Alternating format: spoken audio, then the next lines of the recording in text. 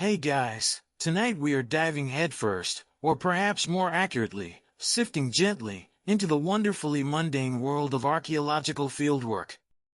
Specifically, we're going to explore the painstaking, some might say soul-crushingly repetitive, yet surprisingly crucial task of sorting broken pottery by its curved shape in ancient Greece. Imagine, if you will, thousands upon thousands of tiny, earth-stained fragments, each one a miniature puzzle piece from a civilization long gone. Your job? To make sense of the curves. It's the kind of detailed, slow-moving process that makes watching paint dry feel like an action movie. You probably won't survive this deep dive into ceramic geometry without drifting off, which, let's be honest, is precisely the point. So, before you get comfortable, take a moment to like the video and subscribe, but only if you genuinely enjoy what I do here. It's always lovely to know who's sharing these quiet explorations with me. And, as always, I'd love to see where you're tuning in from and what time it is in your corner of the world. It's a small way for us to connect across the quiet hours. Now, dim the lights, maybe turn on a fan for that soft background hum, and let's ease into tonight's journey together. The Aegean sun beats down, already fierce even though it's barely mid-morning. You can feel the warmth seeping into your clothes, a constant, baking presence that will be your companion for the day. You're bouncing along a rutted track, more of a suggestion of a road than an actual thoroughfare, in a vehicle that's seen better decades. The air tastes of dust, fine particles kicked up by the tires, mingling with the scent of wild thyme and oregano crushed underfoot somewhere nearby. It's a dry, herbal perfume that is quintessentially Greece. Each jolt sends a small cloud of this ancient earth into the air, and you squint against the glare reflecting off the pale, rocky landscape. Finally, with a lurch that threatens to rearrange your internal organs in a new and exciting configuration, the vehicle shudders to a halt. You've arrived. The sight, the driver, a taciturn local named Spiro, grunts, gesturing vaguely towards a sun-bleached expanse of earth marked out with string grids and a scattering of tarpaulins. It doesn't look like much. No towering temples, no gleaming statues peeking from the soil. Just dirt. And a few weather-beaten tents. This is the glamorous world of archaeology you've signed up for, far from the dramatic discoveries you might have imagined. The real treasure here, you're beginning to suspect, is a functioning shady spot and a bottle of cold water. You clamber out, stretching your legs, the pins and needles from the ride slowly receding. The heat hits you like a physical thing, a dry, enveloping blanket. Cicadas are already revving up their relentless chorus in the sparse olive trees dotting the hillside, a sound so constant it quickly becomes a part of the silence. You can hear the distant, rhythmic scrape of a trowel, the occasional soft thud of earth being dumped into a bucket, and murmured voices speaking a mixture of Greek and English. A figure detaches itself from the shade of a large, rather battered-looking canvas awning, a kind of makeshift command center. This must be Dr. Eris Thorne, the lead archaeologist, a man whose reputation for meticulous work and an almost supernatural patience with broken ceramics precedes him. He's not as ancient as the pottery he studies, but his face is a roadmap of sun exposure and focused concentration, etched with the fine lines that come from years of squinting at tiny details. He wipes a hand on his dusty trousers before extending it, his grip surprisingly firm. "Welcome," he says, his voice dry like the landscape. "Glad you could make it. Hope the journey wasn't too agricultural."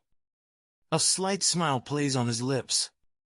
You get the feeling he's seen a lot of eager new faces arrive, full of Indiana Jones fantasies, only to wilt slightly at the reality.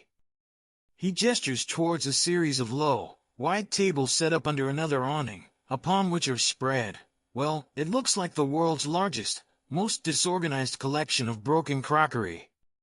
Piles and piles of terracotta fragments, ranging in size from a thumbnail to a dinner plate, all coated in a fine layer of pale dust. "This," he says, with a sweep of his hand that encompasses the mountains of sherds, "is where the real work begins. Or rather, continues endlessly. You learn that pottery is one of the most common finds on any Greek archaeological site, surviving where other materials like wood, fabric, or even most metals often decay and vanish. It's the durable, ubiquitous stuff of daily life: storage jars, cooking pots, drinking cups, plates, lamps. And because styles of pottery, its decoration, and even the clay it was made from, changed over time and varied by region, these humble fragments are invaluable. They're like ceramic fingerprints, helping archaeologists date the layers of earth they're excavating and understand trade connections, social practices, and even artistic trends. It's quite a lot of historical weight for a broken bit of pot to carry, isn't it? Like asking your chipped coffee mug to explain the entire 21st century. Dr. Thorne explains that your first task, after a bit more orientation, won't even involve looking at curves. It'll be washing. Gently. With soft brushes and a lot of patience. He points to a slightly cleaner, wetter area where a couple of other volunteers are hunched over plastic tubs, looking like they're giving spot treatments to bits of mud. You're starting to understand why he mentioned patience. It's fascinating, in a very low-key way, to think about who last touched these pieces. Were they for a grand symposium, a boisterous gathering of philosophers and poets, or just a simple farmer's kitchen? The ancient Greeks, for all their philosophical prowess and monumental architecture, were also quite keen on smashing pottery during certain rituals, particularly in funerary contexts or at festivals like the Anthesteria, where old wine was finished and vessels were sometimes broken to mark the end of the celebration. This ritual breakage, conveniently for future archaeologists, means there's often an abundance of material to find, though it does make piecing things back together a bit like a divine jigsaw puzzle with half the pieces deliberately scattered. Historians still argue whether the sheer volume of broken pottery at some domestic sites indicates frequent, clumsy accidents by inhabitants who perhaps didn't value their earthenware all that much, or if it points to deliberate, ritualistic discard practices even within the household, perhaps for purification or to mark life events. Maybe people were just more prone to dramatically throwing their cup when the wine was particularly bad. We'll probably never know for sure, but it gives you something to ponder as you prepare to get your hands dirty. Dr. Thorne claps you on the shoulder. Right. Let's get you some water, find you a hat if you don't have one, the sun here doesn't mess around, and then we'll talk about not breaking these already broken things any further. He winks. It's an art form. You nod, taking it all in, the dust, the heat, the overwhelming sense of antiquity, and the dawning realization that your next few weeks, or months, will be a very slow, very careful dance with the distant past, one curved fragment at a time. The adventure, it seems, is in the details. The water is lukewarm from the big plastic cooler, but it's wet, and that's all that matters right now. You've found a suitably battered straw hat that makes you feel vaguely like a scarecrow on vacation, and Dr. Thorne is now leading you back to those tables laden with terracotta casualties. As you approach, the sheer scale of it begins to properly sink in. It's not just a few piles, it's an undulating landscape of brokenness, a miniature mountain range of fired clay, peaks and valleys formed by countless individual sherds. Some are large, curving confidently, still hinting at the original vessel's grand belly or wide mouth. Others are tiny, sharp-edged slivers, easily lost, seemingly insignificant. They are all jumbled together, a chaotic mosaic of reds, buffs, grays, and blacks, depending on the clay used and the firing conditions. Impressive, isn't it? Dr. Thorne remarks, noticing your slightly stunned expression. This is just from the last 3 trench extensions. And it's already been through a preliminary field sort to remove, rocks that look suspiciously like pottery, or actual pottery that looks suspiciously like rocks. It's a subtle distinction sometimes. He chuckles, a dry, rasping sound like sherds rubbing together. It's a good thing they do that preliminary sort, otherwise, you imagine you'd be trying to classify particularly ambitious pebbles. You reach out tentatively and pick up a fragment. It's surprisingly heavy, cool to the touch despite the ambient heat, and still caked with a fine layer of the site's pale soil. The broken edges are sharp, almost aggressive. You can see tiny flecks of other materials embedded in the clay, mica that glitters faintly, small dark grits, perhaps even a crushed shell fragment. This, you'll soon learn, is the fabric or temper of the pottery, and it's as distinctive as a fingerprint, often telling archaeologists where the pot was made. Ancient potters were quite specific about their recipes, adding different materials to the clay to improve its workability, strength, or resistance to thermal shock. For instance, cooking pots often had coarser temper to help them withstand a repeated heating and cooling over a fire. Each one of these, Dr. Thorne continues, his voice taking on a more reflective tone, was made by someone. Someone shaped it, fired it, used it. Maybe for years, maybe only for a short while before it met its end. He gestures to the heap. And now, centuries, sometimes millennia later, here we are, trying to read its story from what's left. It's a rather profound thought for a Tuesday morning surrounded by broken dishes. It's like trying to reconstruct an entire library from a dumpster full of torn pages, except the pages are hard and don't biodegrade quite as readily. Thank goodness for that, or you'd be out of a very specific, very dusty job. You look closer at the tables. They aren't just random heaps, you begin to notice. There's a subtle organization emerging. Some tables seem to have predominantly finer, thinner sherds, perhaps from drinking cups or small bowls. Others have chunkier, more robust pieces. There are even designated plastic trays for specific types of fragments, handles, rims, bases. It's a system, albeit one that looks like organized chaos to the untrained eye. Like a teenager's bedroom, there's a logic, but it's not immediately apparent to outsiders. We try to do a bit of pre-sorting as they come out of the trenches, Dr. Thorne explains. Based on obvious features. Saves a bit of time later. But the real work, the curve sorting, the fabric analysis, that all happens after they're cleaned. He points to a particularly large, curved piece, the red clay showing through the dust. See this one?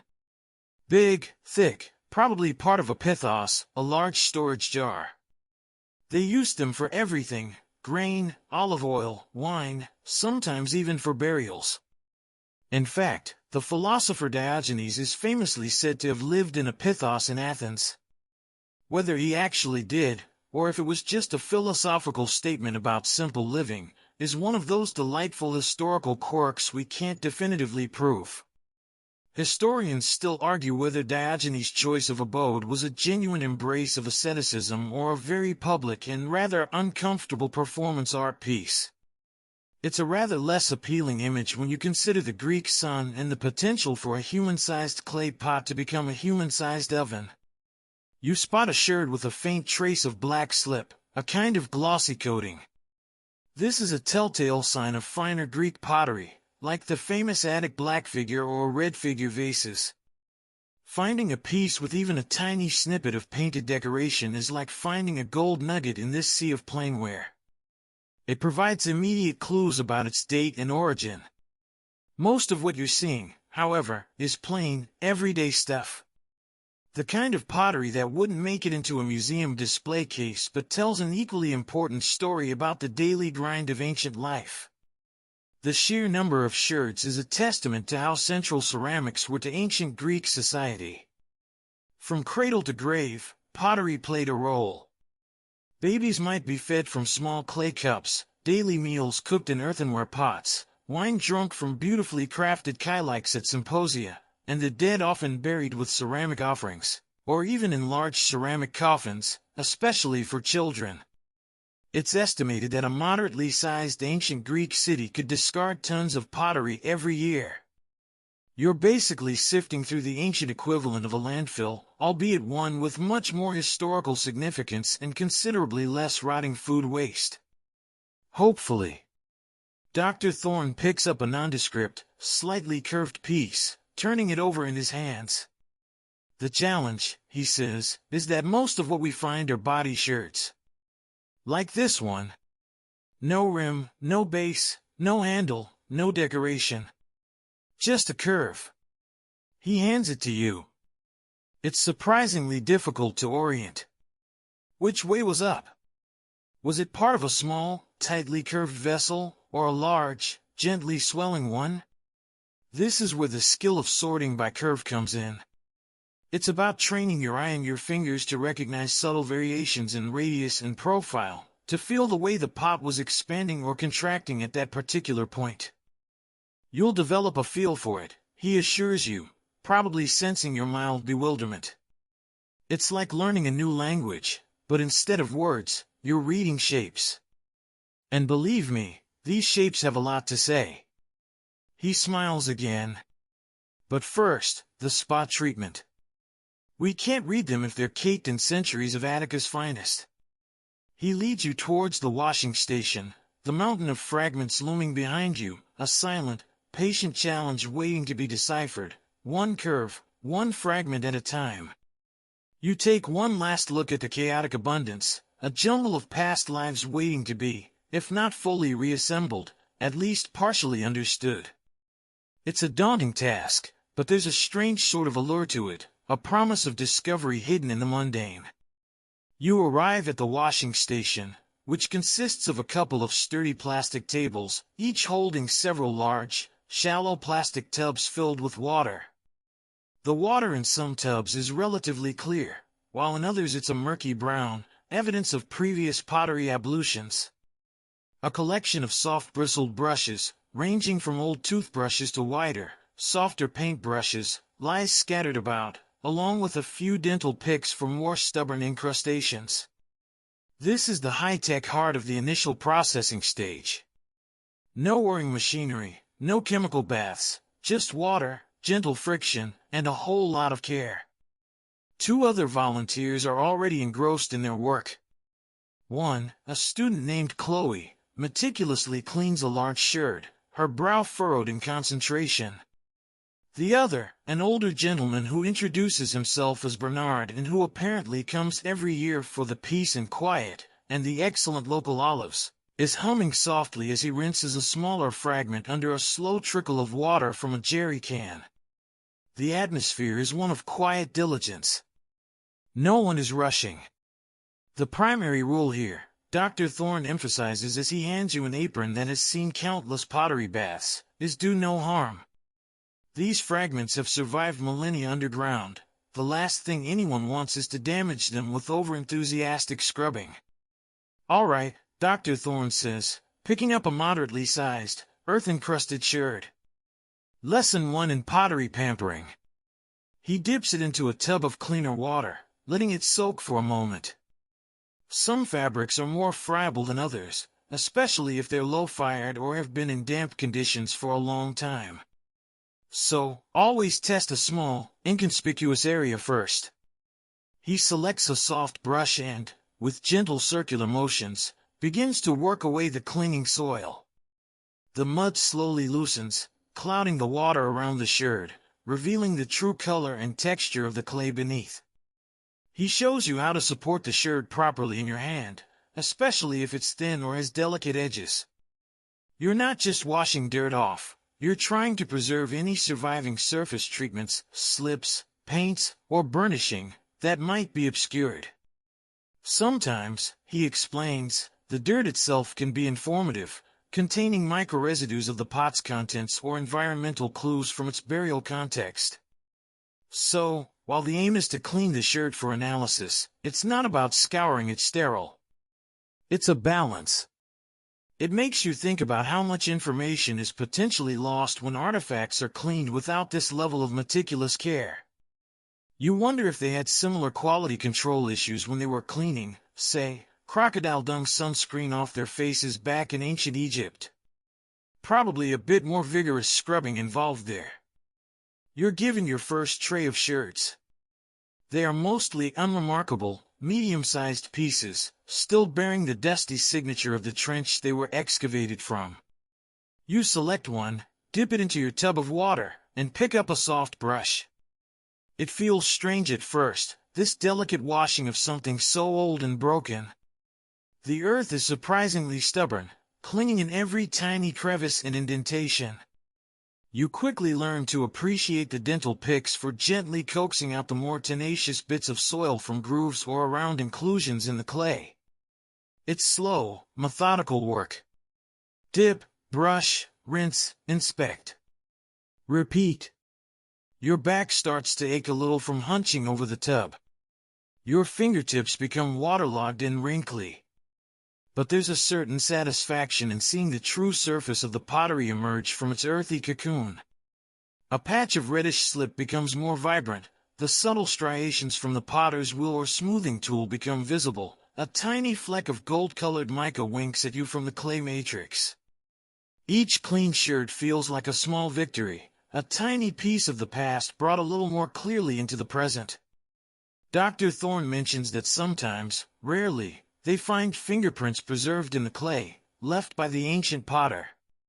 Imagine, he says, connecting with an individual artisan from 2,500 years ago through something as simple as a fingerprint. It's a wonderfully humanizing thought. It reminds you that these objects weren't just churned out by an anonymous historical process, they were made by real people with skills, traditions, and undoubtedly, the occasional bad day at the wheel. You learn to watch out for painted decoration, which can be incredibly fragile. If you see even a hint of color, the protocol is to stop and consult one of the more experienced team members or a conservator, if one is on site. Some paints, especially those applied after firing, can literally float off if you're not careful. It's a nerve-wracking responsibility. One overly enthusiastic scrub and a piece of history could be gone forever. This makes cleaning plainware feel like a relaxing warm-up. It's the pottery equivalent of diffusing a very, very old and dusty bomb. Interestingly, not all ancient cleaning was so gentle. There are accounts, though some historians still argue about their precise interpretation and extent, of certain ancient cultures, particularly the Romans, using rather abrasive methods to clean mosaic floors, sometimes involving sand or even harsher scouring agents. The idea of taking a Brillo pad to a priceless mosaic is enough to make any modern conservator break out in a cold sweat. It just goes to show that attitudes towards preservation have definitely evolved. Chloe, the student next to you, lets out a small gasp. She holds up a sherd she's just cleaned. On its surface, now clearly visible, is a tiny, exquisitely painted owl, the symbol of Athens. It's a fragment of a small cup or skyphos, probably dating to the classical period. Even Dr. Thorne comes over to admire it. "Nice find, Chloe," he says, a genuine smile on his face. "That's a beauty. See? Sometimes, the mud gives up its treasures." It's a small moment, but it lifts the spirits of everyone at the washing station. It's a reminder of why you're all here, patiently sifting through millennia of accumulated dirt and breakage. As you continue to wash, you start to notice more details. The way some edges are worn smooth, while others are sharp and fresh, telling you something about how the sherd was broken and what happened to it afterwards. You see variations in the thickness of the clay, subtle changes in color that might indicate different firing temperatures or conditions within the kiln. It's like the sherds are slowly starting to whisper their secrets to you, now that the muffling layer of earth is gone. The sun climbs higher, and the shade from the awning becomes increasingly precious. You take breaks to stretch your back and drink more lukewarm water. The piles of unwashed sherds seem undiminished, while the trays of cleaned, damp fragments slowly grow. It's a production line, of sorts, but one that moves at a pace dictated by care and the fragility of the materials. You're not just cleaning pottery, you're performing the first act of archaeological interpretation, preparing these fragments for the more detailed analysis to come, where their curves will begin to tell their silent stories.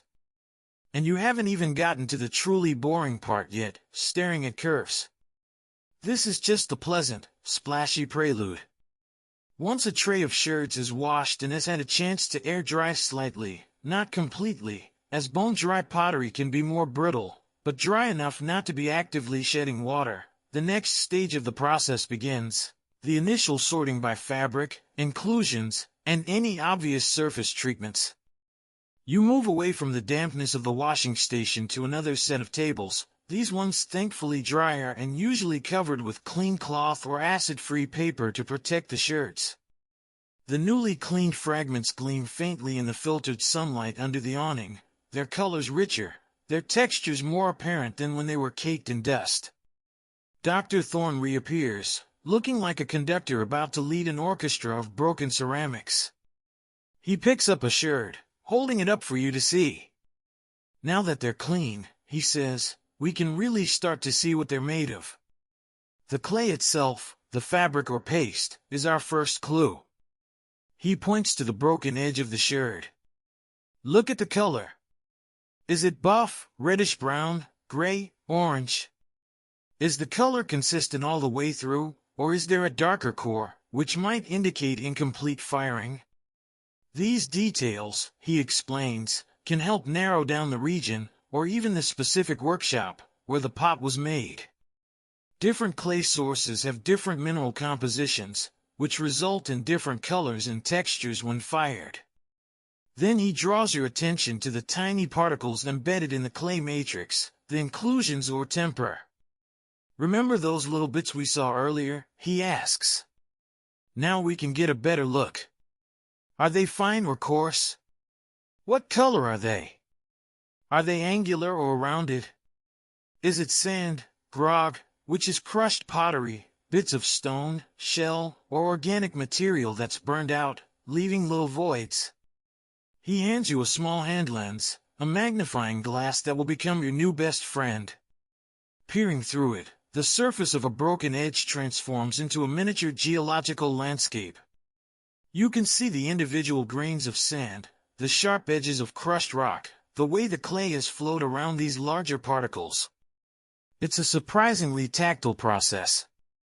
You're encouraged to feel the texture of the broken edges. Is it smooth and fine, or rough and gritty? Does it feel sandy or almost powdery? Your fingertips, already well acquainted with the shirts from washing them, now become even more attuned to these subtle differences. It's a bit like becoming a wine connoisseur, but instead of sniffing and sipping, you're peering and prodding. And the bouquet is decidedly more earthy. No notes of oak or berry here, mostly just ancient clay and the faint, lingering scent of the Greek soil.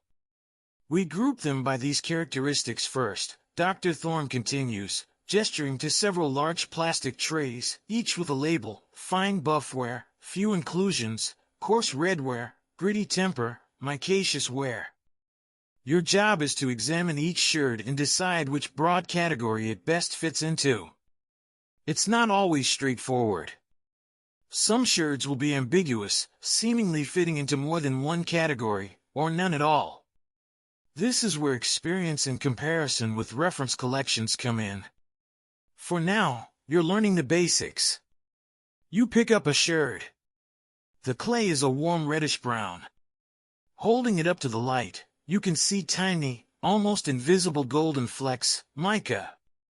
The fabric itself is quite fine, with few other visible inclusions. Micaceous redware, you might tentatively decide, placing it in the appropriate tray. The next shirt is a completely different beast. It's thick, heavy, and the clay is a dull gray. The broken edge is packed with coarse, angular white and dark gray particles. Coarse grayware, mixed rocky temper, you might classify it. It probably came from a cooking pot or a large storage vessel designed for heavy-duty use. You also look for surface treatments. Is there a slip, a thin coating of fine clay applied before firing to give a smoother, more uniform color? Is it burnished, meaning it was polished with a smooth tool like a pebble or a piece of bone before firing to create a glossy, almost metallic sheen? Are there traces of paint or glaze? Even without elaborate decoration, these surface treatments are important characteristics. For example, many ancient Greek storage amphorae, used for transporting wine and olive oil, were often lined with resin to make them waterproof. Sometimes, traces of this resinous lining can still be detected on the interior surface of a sherd. It's a sticky situation, archaeologically speaking, but very informative. One quirky tidbit from the ancient world is the use of black gloss pottery, particularly famous from Athens. This wasn't a true glaze in the modern sense, but an incredibly fine slip of purified clay that, through a complex three-phase firing process, turned a beautiful, lustrous black while the body of the pot remained red or turned red. The secret of how exactly this was achieved with such consistency was lost for centuries and only rediscovered through experimental archaeology in the 20th century. It involved precise control of the kiln atmosphere, switching between oxidizing, oxygen-rich, and reducing, oxygen-poor, conditions. It's a testament to the incredible skill and empirical knowledge of ancient potters. Imagine figuring that out without a single thermometer or oxygen sensor. Just good old trial, error, and probably a lot of ruined pots. As you sort, you begin to see patterns. Sherds that look and feel similar start to accumulate in their respective trays. You're essentially creating a preliminary catalog of the different types of pottery present at this particular spot in the site, for this particular time period. This information is vital. If, for example, you find a lot of imported Samian ware, a fine red gloss pottery from the island of Samos, or later from workshops in Gaul and Italy, it tells you about trade connections. If you find mostly locally produced coarse wares, it might suggest a more self-sufficient, rural settlement. Historians still argue whether the widespread distribution of certain commonware pottery types across the Mediterranean indicates large-scale, organized trade in the pottery itself, or if the pots were primarily traded as containers for other goods, like wine or oil, and their distribution is merely a byproduct of that more valuable trade. It's likely a bit of both, but the balance is a subject of ongoing research. You come across a sherd that feels different. It's surprisingly light for its size, and the fabric is almost porous, with lots of tiny air pockets. Dr. Thorne, noticing your puzzled look, comes over. "Ah," he says, examining it. "This might be what we call overfired. See how it's slightly warped and almost glassy in places? Probably got too close to the heat source in the kiln, or the temperature spiked. These were the rejects, the mistakes. But even mistakes can be informative. They tell us about the firing process, the types of kilns used, and the challenges faced by ancient potters. It's like finding the factory seconds of the ancient world. Even their failures are our data." The sorting continues, sherd by sherd. It's a focused, almost meditative task. The sun climbs, the cicadas drone on, and the piles of unsorted sherds slowly shrink as the categorized trays fill up. You're learning to read the language of clay, its colors, its textures, its hidden ingredients. This foundational work, this careful observation of the very stuff the pots are made of, is crucial before you can even begin to properly consider their shapes, their curves, which hold the next layer of stories. Having now become intimately familiar with the intimate composition of your sherds, their fabrics, their tempers, their subtle surface sheens, you move on to a more specific, and often more rewarding, stage of sorting, identifying the diagnostic pieces. These are the parts of the pot that are most indicative of its original form and function. And among the most important of these are the rim sherds. Dr. Thorne calls them the pot's smile, a rather poetic way of describing the uppermost edge of a vessel, the part that met the world, or at least, the lid or the ladle. You're presented with trays that have been set aside during the initial fabric sort, trays specifically marked rims. At first glance, they might just look like more curved fragments. But as you start to examine them closely, you see the defining characteristic, a finished edge. This edge might be simple and rounded, or thickened, or everted, flaring outwards, or inverted, turning inwards. It might be flat on top, or grooved to hold a lid. Each variation is a clue. The rim is critical, Dr. Thorne explains, picking up a distinctly curved piece with a clearly defined, thickened lip. It tells us about the opening of the vessel. Was it wide, for easy access, like a bowl or a crater for mixing wine and water? Or was it narrow, to prevent spillage or evaporation, like a jug or an amphora? He demonstrates how, even with a relatively small fragment of a rim, you can begin to extrapolate the vessel's diameter. By placing the curved inner edge of the rim sherd against a specialized chart, essentially a series of concentric circles of known diameters, you can find the arc that best matches the curve of your sherd. It's a surprisingly simple but effective technique. Think of it as a sort of ceramic protractor for ancient mouths. You try it yourself. You select a rim sherd. It's made of a fine, buff clay, and the rim itself is sharply everted, flaring out quite dramatically. Holding it against the diameter chart, you carefully rotate it until the curve aligns with one of the printed arcs. About 12 centimeters diameter, you announce, feeling a small thrill of discovery. It's not exactly deciphering an ancient script, but it's a tangible piece of reconstruction. Dr. Thorne nods. Good. And given that everted rim, and the fineness of the wear, what might it be? You venture a guess, perhaps a cup, or a small bowl. Precisely, he confirms. Could be a kylix, a drinking cup, or a small skiffos. We'd need more of the profile to be sure, but the rim already gives us a strong indication. It's like detective work, piecing together clues. The fabric tells you about its origin and quality, the rim about its opening and, by extension, its likely general category. You start to sort the rims based on their form, simple rounded rims in one pile, flattened rims in another, outturned rims, inturned rims, rims with exterior grooves, rims with interior ledges. Each pile represents a different potential vessel type. You learn the terminology. A direct rim is one that continues the line of the vessel wall without any significant change in angle. An everted rim flares outwards. An inverted rim turns inwards. A beaded rim has a small, rounded thickening at the lip. A hooked rim has a more pronounced, almost beak-like projection. It's a whole new vocabulary for the anatomy of a pot's upper extremity. It's almost like learning bird identification, but instead of looking for crests and wing bars, you're looking for beads and hooks on clay. A bit less fluttery, perhaps, but equally engaging for the enthusiast. One fascinating historical fact is that the shape of drinking cup rims in ancient Greece, particularly those of kylix, evolved over time. Archaic period kylix often had shallower bowls and simpler offset lips, while classical period ones developed deeper bowls and more elegantly curved, continuous profiles with subtly shaped rims.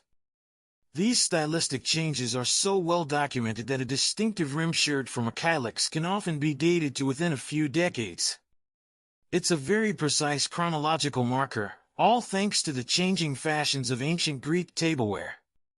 Imagine future archaeologists dating our era by the evolving shape of our coffee mug rims.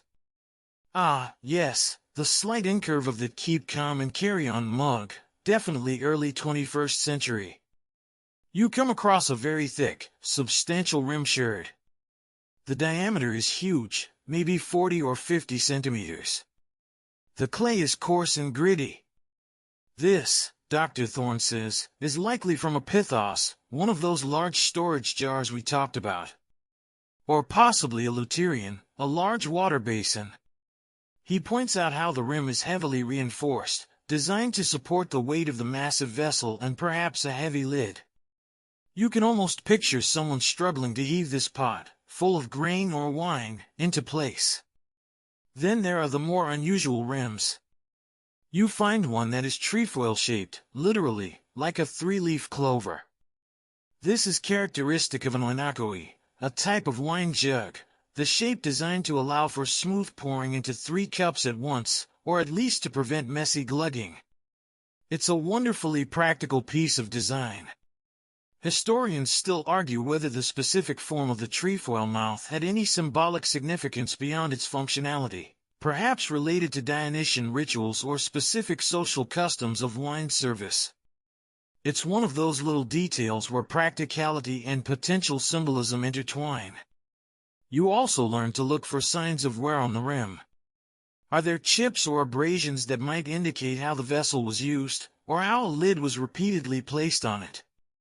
Sometimes, on the rims of cooking pots, you can find soot marks, further confirming their function. It's all part of building a biography for each broken piece. The work is absorbing. Each sherd presents a small puzzle. You're no longer just seeing a pile of broken pottery, you're seeing a collection of mouths, each with its own character, its own story to hint at.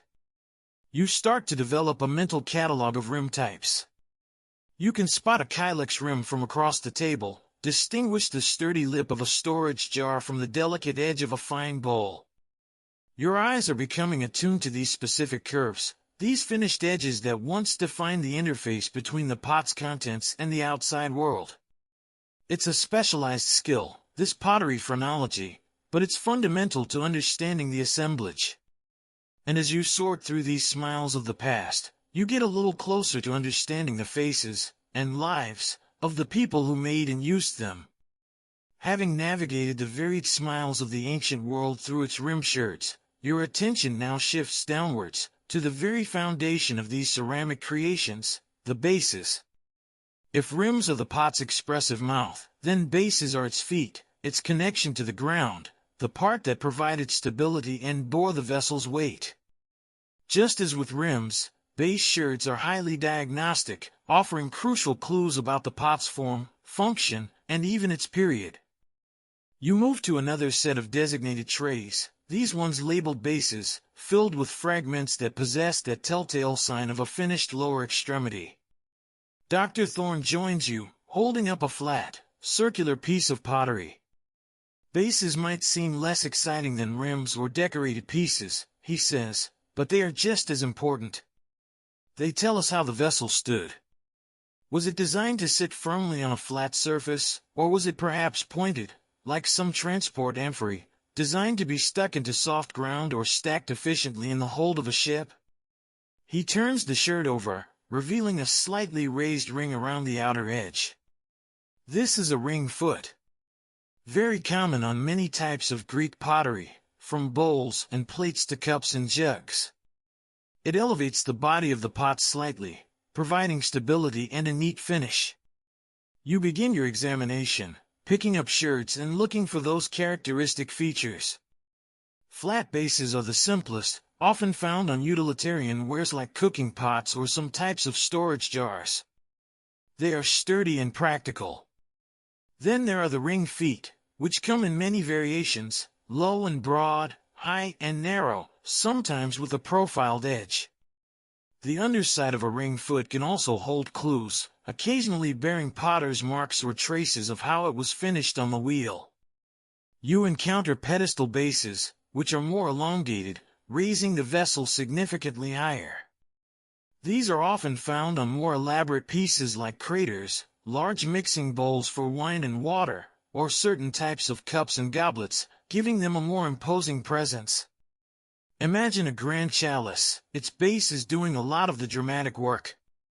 Some of these pedestal bases can be quite ornate, with molded rings or stepped profiles. Then there are the more specialized bases. You might find a torus foot, which is a thick, donut-shaped ring, often seen on larger craters. Or you might encounter a nipple base, a small, central protuberance, sometimes found on the bottom of very early pottery or certain types of lamps, allowing them to be set into a stand or even held. It's a rather descriptive term, and perhaps not one you'd use in polite company when discussing modern tableware, but in archaeology, it's perfectly acceptable. Oh, look, a lovely little nipple base from the proto-geometric period. One particularly interesting type of base belongs to transport amphorae. Many of these large jars, used for shipping wine, olive oil, and other commodities across the Mediterranean, had pointed or toe bases. This might seem counterintuitive for stability, but it served several purposes. It allowed the amphorae to be packed tightly together in rows in a ship's hold, often supported by sand or dunnage, maximizing cargo space. It also made them easier to handle when pouring, as one person could hold the neck and another could tip it by the toe. Furthermore, the pointed base could be easily stuck into soft earth or a stand at its destination. It's a brilliant example of form-following function, even if that function makes them utterly useless for standing on your kitchen counter. Finding a pointed amphora toe is a strong indicator of trade and long-distance transport. The ancient Romans, who adopted and adapted many Greek ceramic forms, developed a particularly famous type of amphora called the dressel one, used for wine. Its characteristic features included a thick, cylindrical body, 2 handles, and a solid, spike-like toe.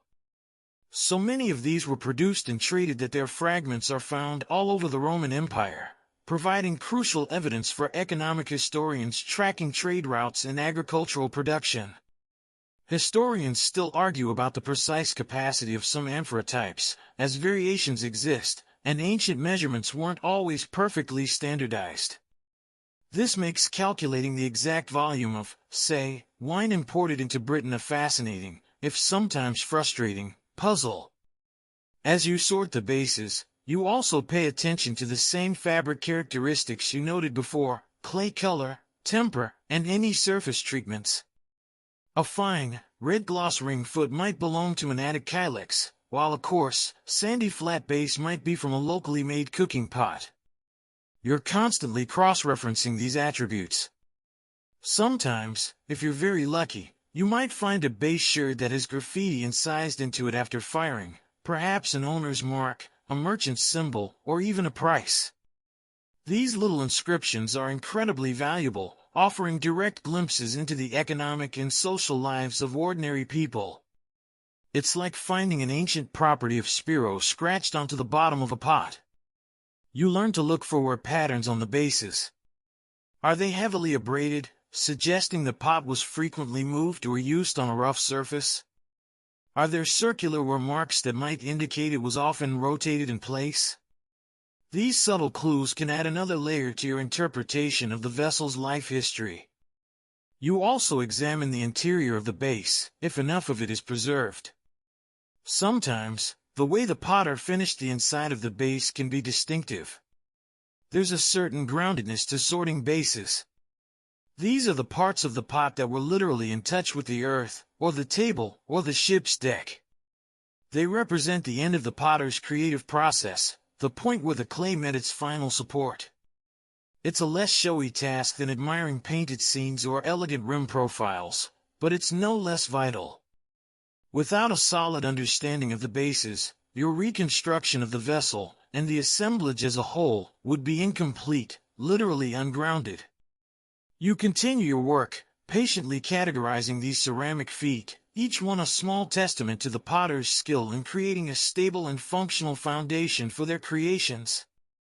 You're building the story of these ancient vessels from the ground up.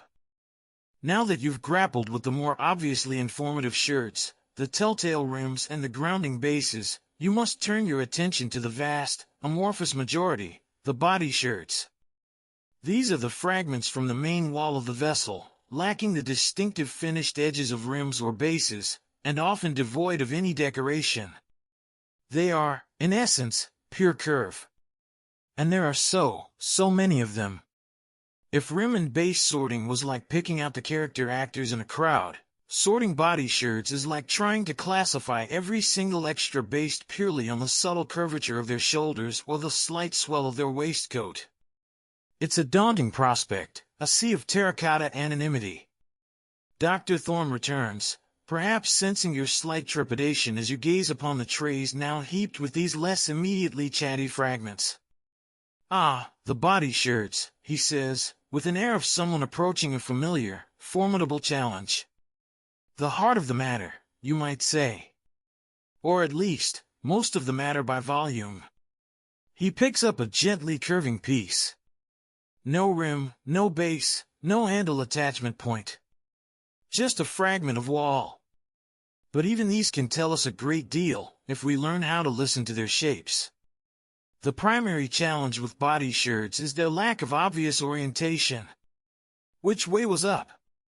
Was this fragment part of the inward curve of a neck, or the outward swell of a belly? Was it from a small, tightly rounded pot, or a large, shallowly curved one? This is where the meticulous examination of curvature comes into its own. You're not just looking at the curve, you're trying to understand its direction, its radius, its position within the overall form of the original vessel. Your first task is to try and distinguish between shirts from open forms, like bowls, plates, and wide-mouthed craters, where the walls generally flare outwards or are relatively straight, and closed forms, like jugs, amphorae, and jars, where the walls curve inwards to form a neck or a restricted opening. This isn't always easy with small fragments, but sometimes the direction of the curve, especially if it's pronounced, can give you a clue.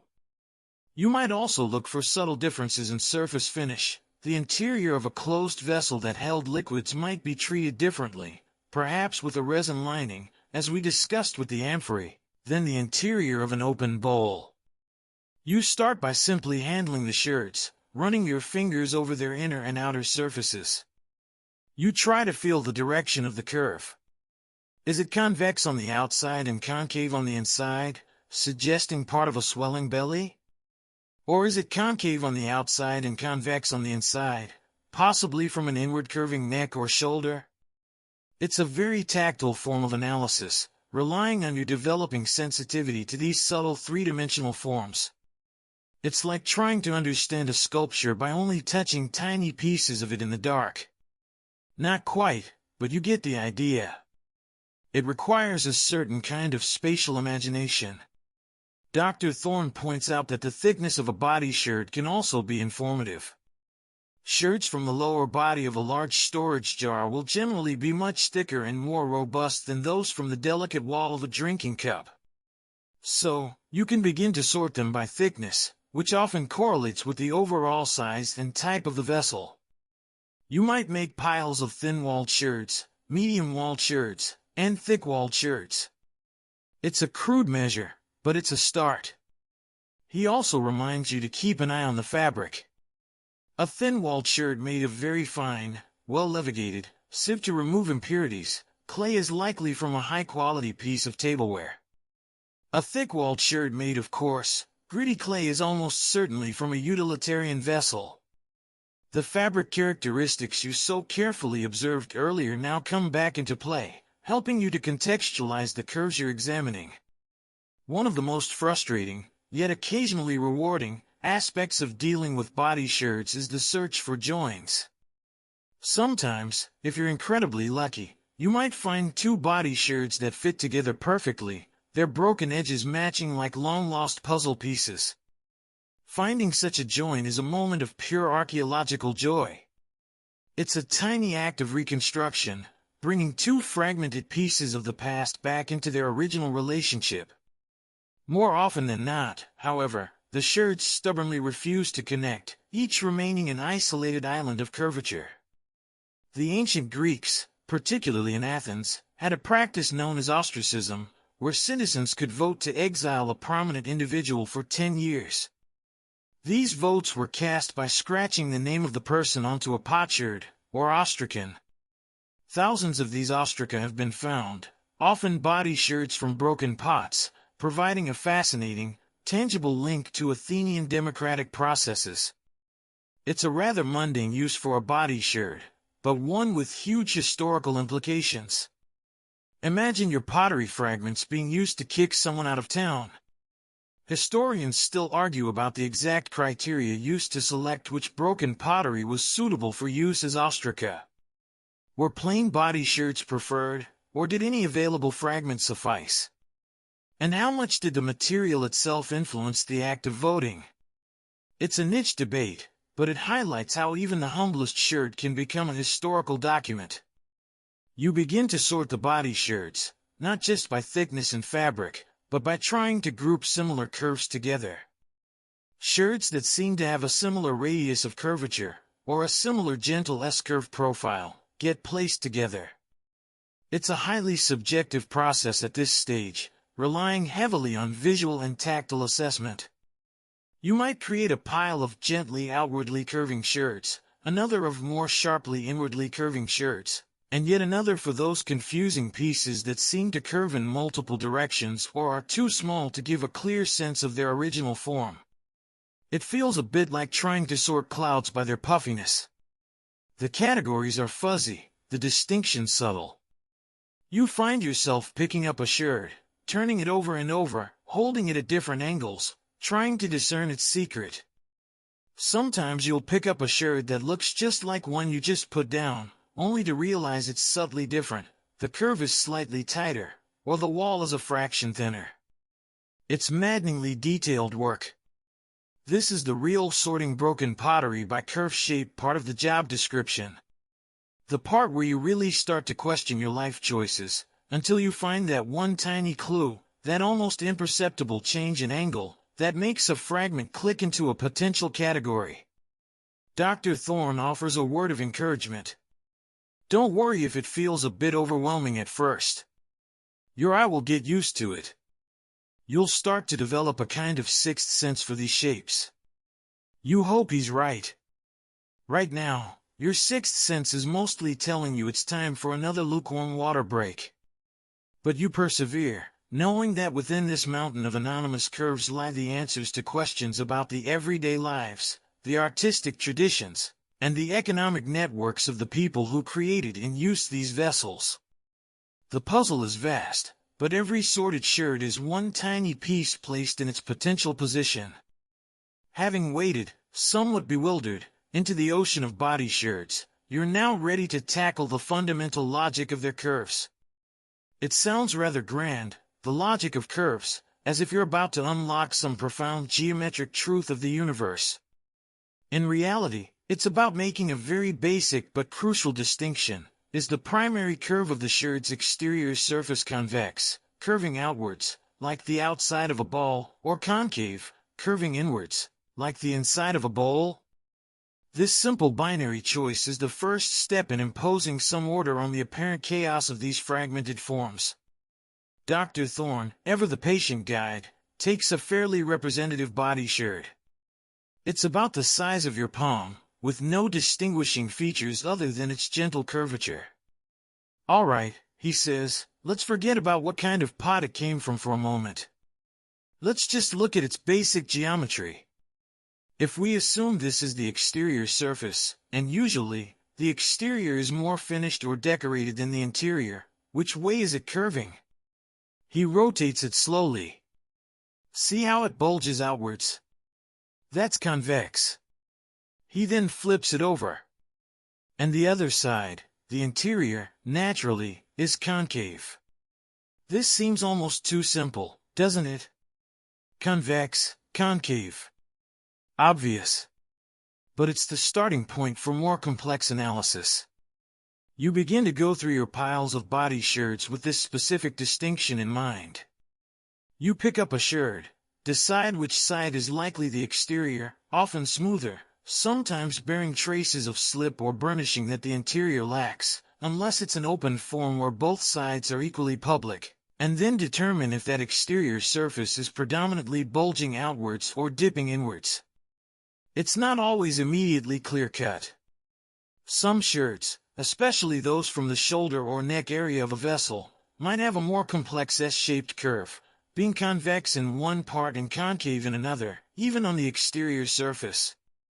These are trickier, and for now, you might set them aside in a complex curve pile. But for many body sherds, especially those from the main belly or lower wall of a pot, the primary direction of the curve is relatively straightforward. If it's like a piece of a sphere, it's convex. If it's like a piece of a bowl's interior, it's concave. You're essentially dividing the world of body sherds into outies and innies, though archaeologists probably use more formal terms. Most of the time, this distinction helps you start thinking about where on a vessel the sherd might have originated. Sherds with a strong convex exterior curve are likely from the swelling body of a jar, amphora, or jug. Sherds with a gentle convex exterior curve might be from a shallower bowl or plate, but from the underside. Sherds with a concave exterior are rarer for the main body, but might come from the neck of a vessel as it curves inwards towards the rim, or perhaps from certain types of lids or uniquely shaped vessels. You learn to look at the edges of the sherd too. The way the sherd is broken can sometimes give clues. If a sherd has a very pronounced curve, the broken edges will often appear to converge or diverge more sharply than those of a flatter sherd. It's all about training your eye to pick up these subtle geometric cues. It's like that old joke, an archaeologist is someone whose career is in ruins. In this case, you're trying to make sense of those ruins, one curve at a time. Dr. Thorne introduces another concept, the point of inflection. This is where a curve changes direction, for example, from convex to concave. Identifying sherds that contain a point of inflection is particularly useful, as they often come from significant junctures in the vessel's profile, like the transition from the body to the shoulder, or the shoulder to the neck. These sherds are like signposts in the otherwise smooth landscape of a pot's wall. You find a sherd that clearly shows this. The lower part of its exterior is convex, swelling outwards, but then it smoothly transitions into a concave curve, sweeping inwards. This, Dr. Thorne explains, is likely from the shoulder and lower neck of a closed vessel, perhaps a jug or a small amphora. Suddenly, this anonymous piece of clay has a potential location, a role in a larger form. It's immensely satisfying. The ancient Greeks were masters of creating harmonious and dynamic curves in their pottery.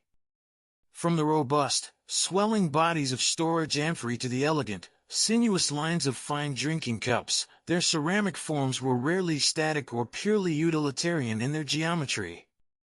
They understood the aesthetic power of a well-judged curve. This appreciation for form is evident even in the most common wares.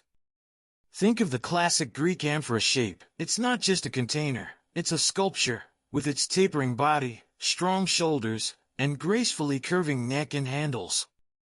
These weren't accidental shapes, they were the product of centuries of refinement and a deep understanding of the possibilities of clay. One quirky, though perhaps less aesthetic, application of pottery was in the creation of ceramic beehives. Archaeological evidence from various parts of Greece shows that pottery vessels, often cylindrical or bell-shaped, sometimes with small flight holes, were used for apiculture. Sherds from these utilitarian, but economically important, structures also turn up in excavations. Their curves would be relatively simple, but their identification can shed light on ancient agricultural practices. Imagine trying to sort the curves of a broken beehive, probably a sticky job, even after a few millennia. Historians still argue about the degree to which mathematical principles, such as the golden ratio, were consciously applied by ancient Greek potters in designing their vessel shapes. While some scholars see evidence of sophisticated geometric proportions in certain high-quality vases, others suggest that the harmonious forms were more likely the result of skilled craftsmanship, tradition, and an experienced eye, rather than deliberate mathematical calculation. It's a classic debate, art versus science, intuition versus formula. As you continue to sort your body sherds based on their primary convex or concave nature, and look for those telltale points of inflection, the piles begin to look a little more organized. It's still a mountain, but it's a mountain with slightly better defined slopes and valleys. You're learning to read the fundamental language of these curves. This basic categorization is the essential groundwork for the next step, which will involve trying to quantify these curves more precisely using tools. For now, though, you're getting a feel for the flow, the direction, the essential outness or inness of each fragment, moving from a general impression to a more analytical understanding. It's a slow process of familiarization, but each sherd you correctly identify as convex, probably from a belly or concave, possibly a neck fragment, is a small step towards reconstructing the original ceramic landscape. Having now trained your eye and hand to distinguish the fundamental convex and concave natures of the pottery fragments, and to spot those crucial points of inflection, it's time to introduce some tools into the process. While your sensory judgment is invaluable, archaeology also relies on quantifiable data. To truly understand and classify these curves, you need to measure them. This is where tools like radius gauges and profile combs come into play, transforming your subjective impressions into more objective, recordable information. Dr. Thorne leads you to a table where these implements are laid out. They don't look particularly high-tech. In fact, they have a certain old-fashioned, analog charm. The radius gauge, also sometimes called a diameter gauge or curvature template, is essentially a series of pre-cut arcs of known radii, often made from plastic or metal. It looks a bit like a set of French curves that have been sliced up and organized by size. You might have a set for exterior curves, convex, and another for interior curves, concave. The principle is simple. You take a shirt and try to match its curve against the various arcs on the gauge until you find the one that fits most snugly. Each arc on the gauge is labeled with its radius, so once you find a match, you have a numerical value for the curvature of that shirt at that specific point. These are your best friends for quantifying belly and body curves, Dr. Thorne says, demonstrating with a convex body shirt. He places the shirt's exterior surface against the edge of the convex radius gauge, moving it along until the curve of the shirt aligns perfectly with one of the template's arcs. See?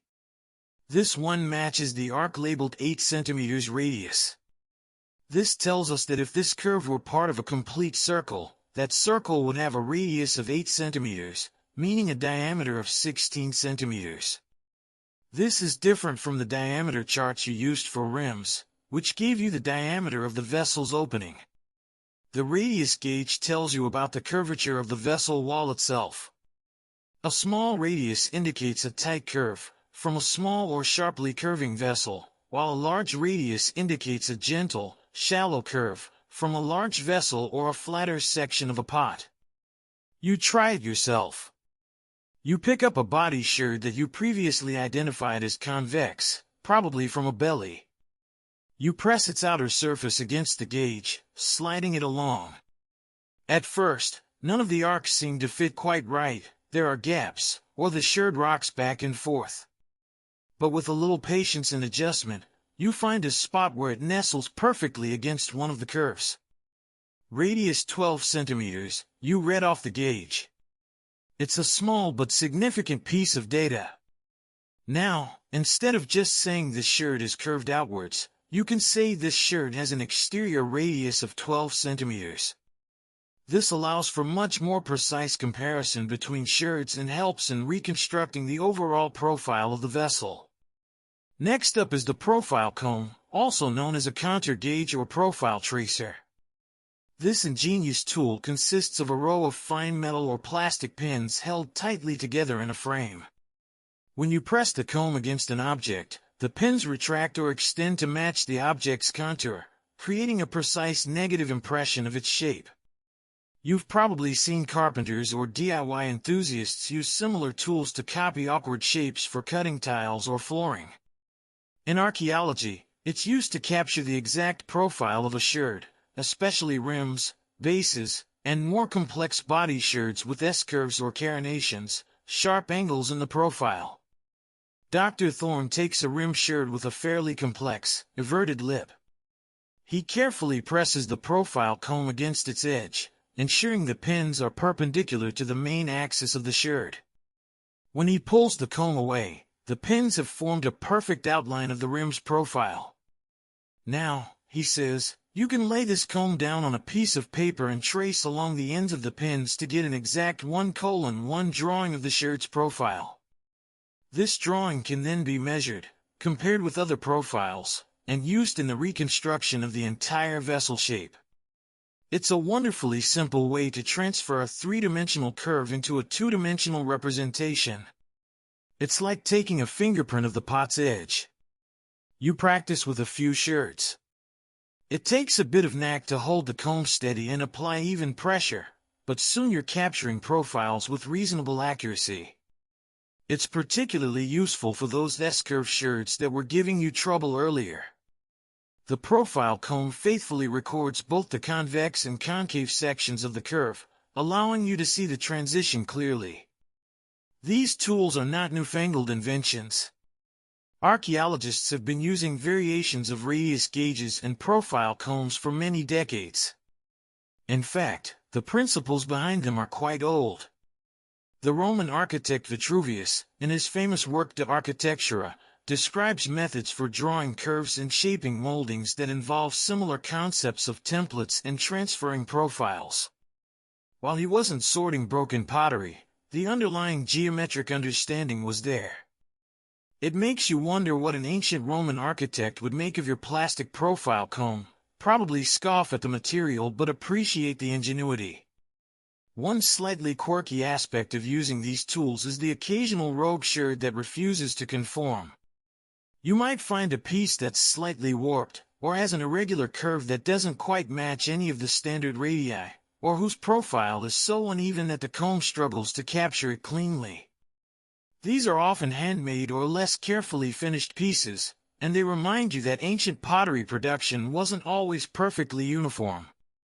Not every potter was a master of precision. Some were clearly having an off day, or perhaps just going for a more rustic, artisanal look. Remember that crocodile dung sunscreen? Maybe the potter was just having a bad skin day and couldn't focus. Historians still argue about the degree of standardization in ancient pottery production, especially for common wares.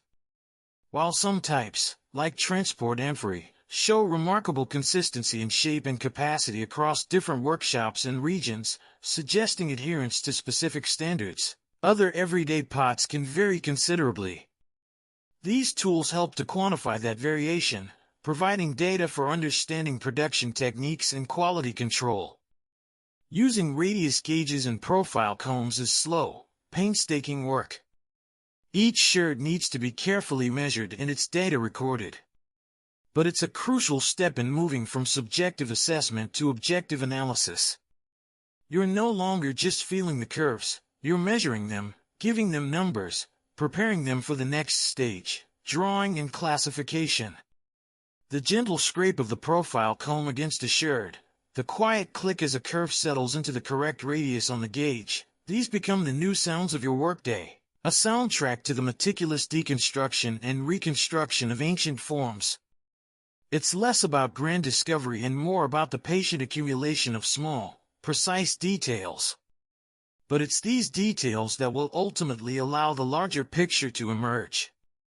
With your newly acquired skills in wielding radius gauges and profile combs, and a growing pile of sherds whose curvatures you've begun to quantify, the next logical step is to translate these measurements and profiles into a more permanent and shareable format, archaeological drawings. This isn't about creating beautiful, artistic renderings of pottery. Rather, it's a highly conventionalized and precise method of recording the formal attributes of a sherd, particularly its profile, thickness, and estimated diameter.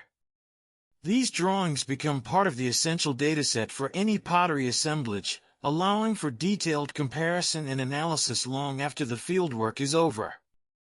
Dr. Thorne sets up a small drafting area on one of the sturdier tables, away from the dust and direct sunlight if possible.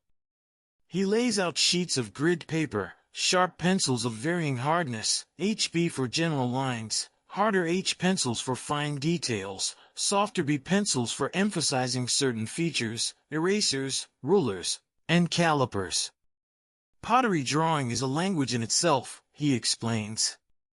There are established conventions that allow archaeologists anywhere in the world to understand the key features of a sherd just by looking at its drawing.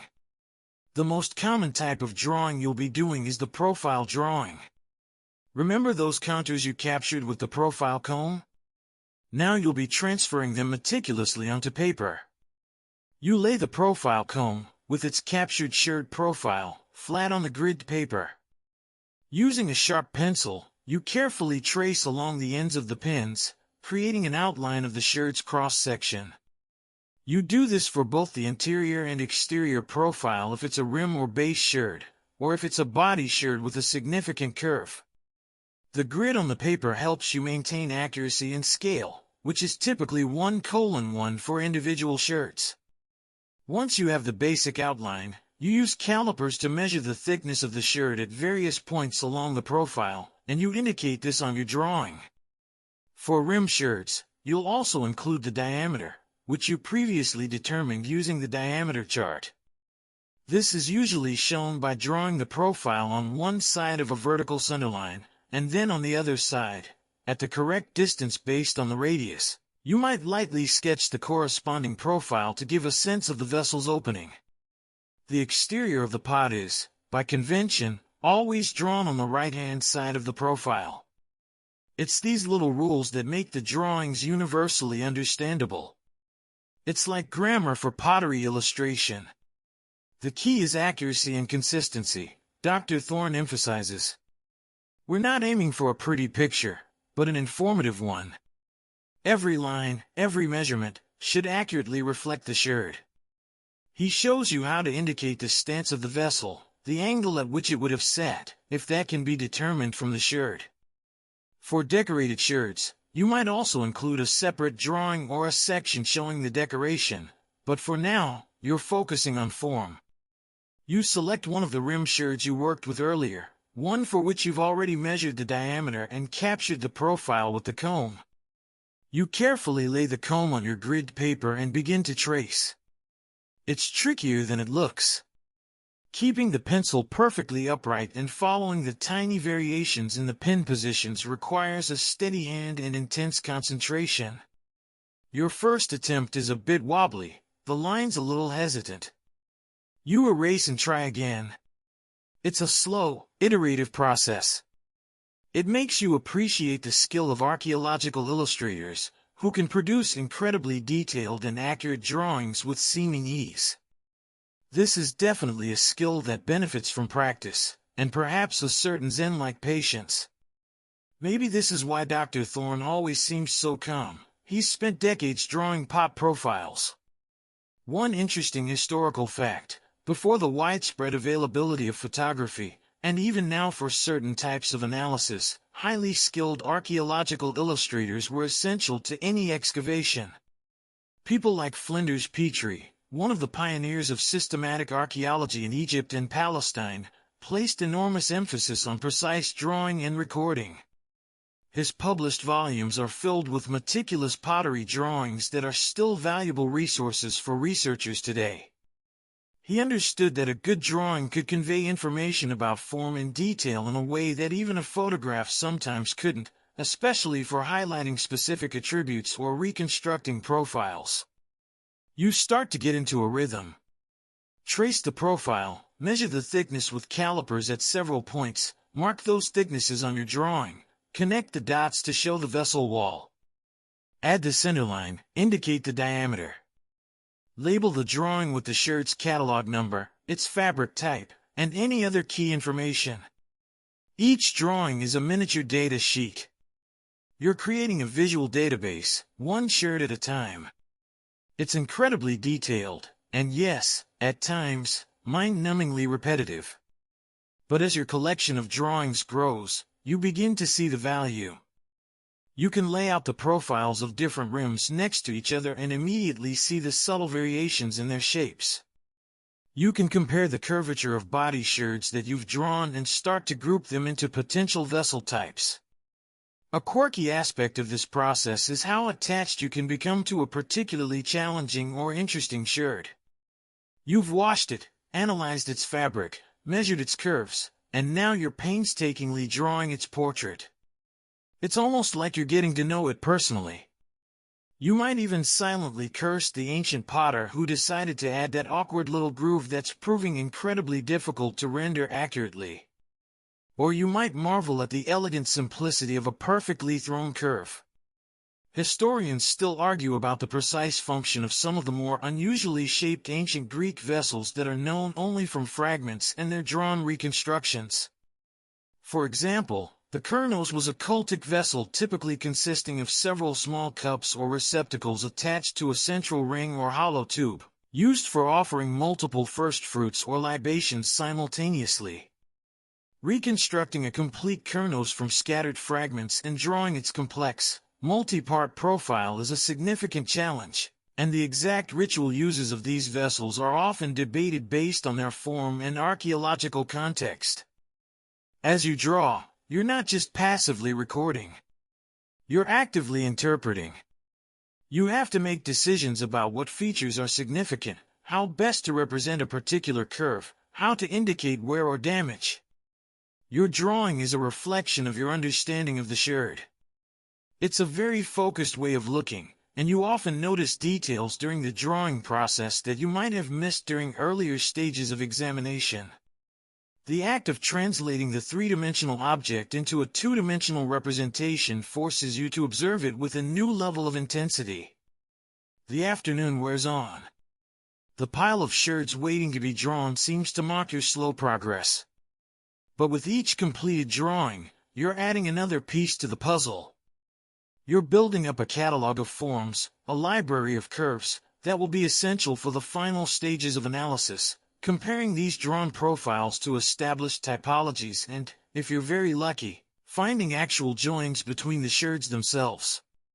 For now, though, it's just you, the sherd, the pencil, and the pursuit of the perfect line.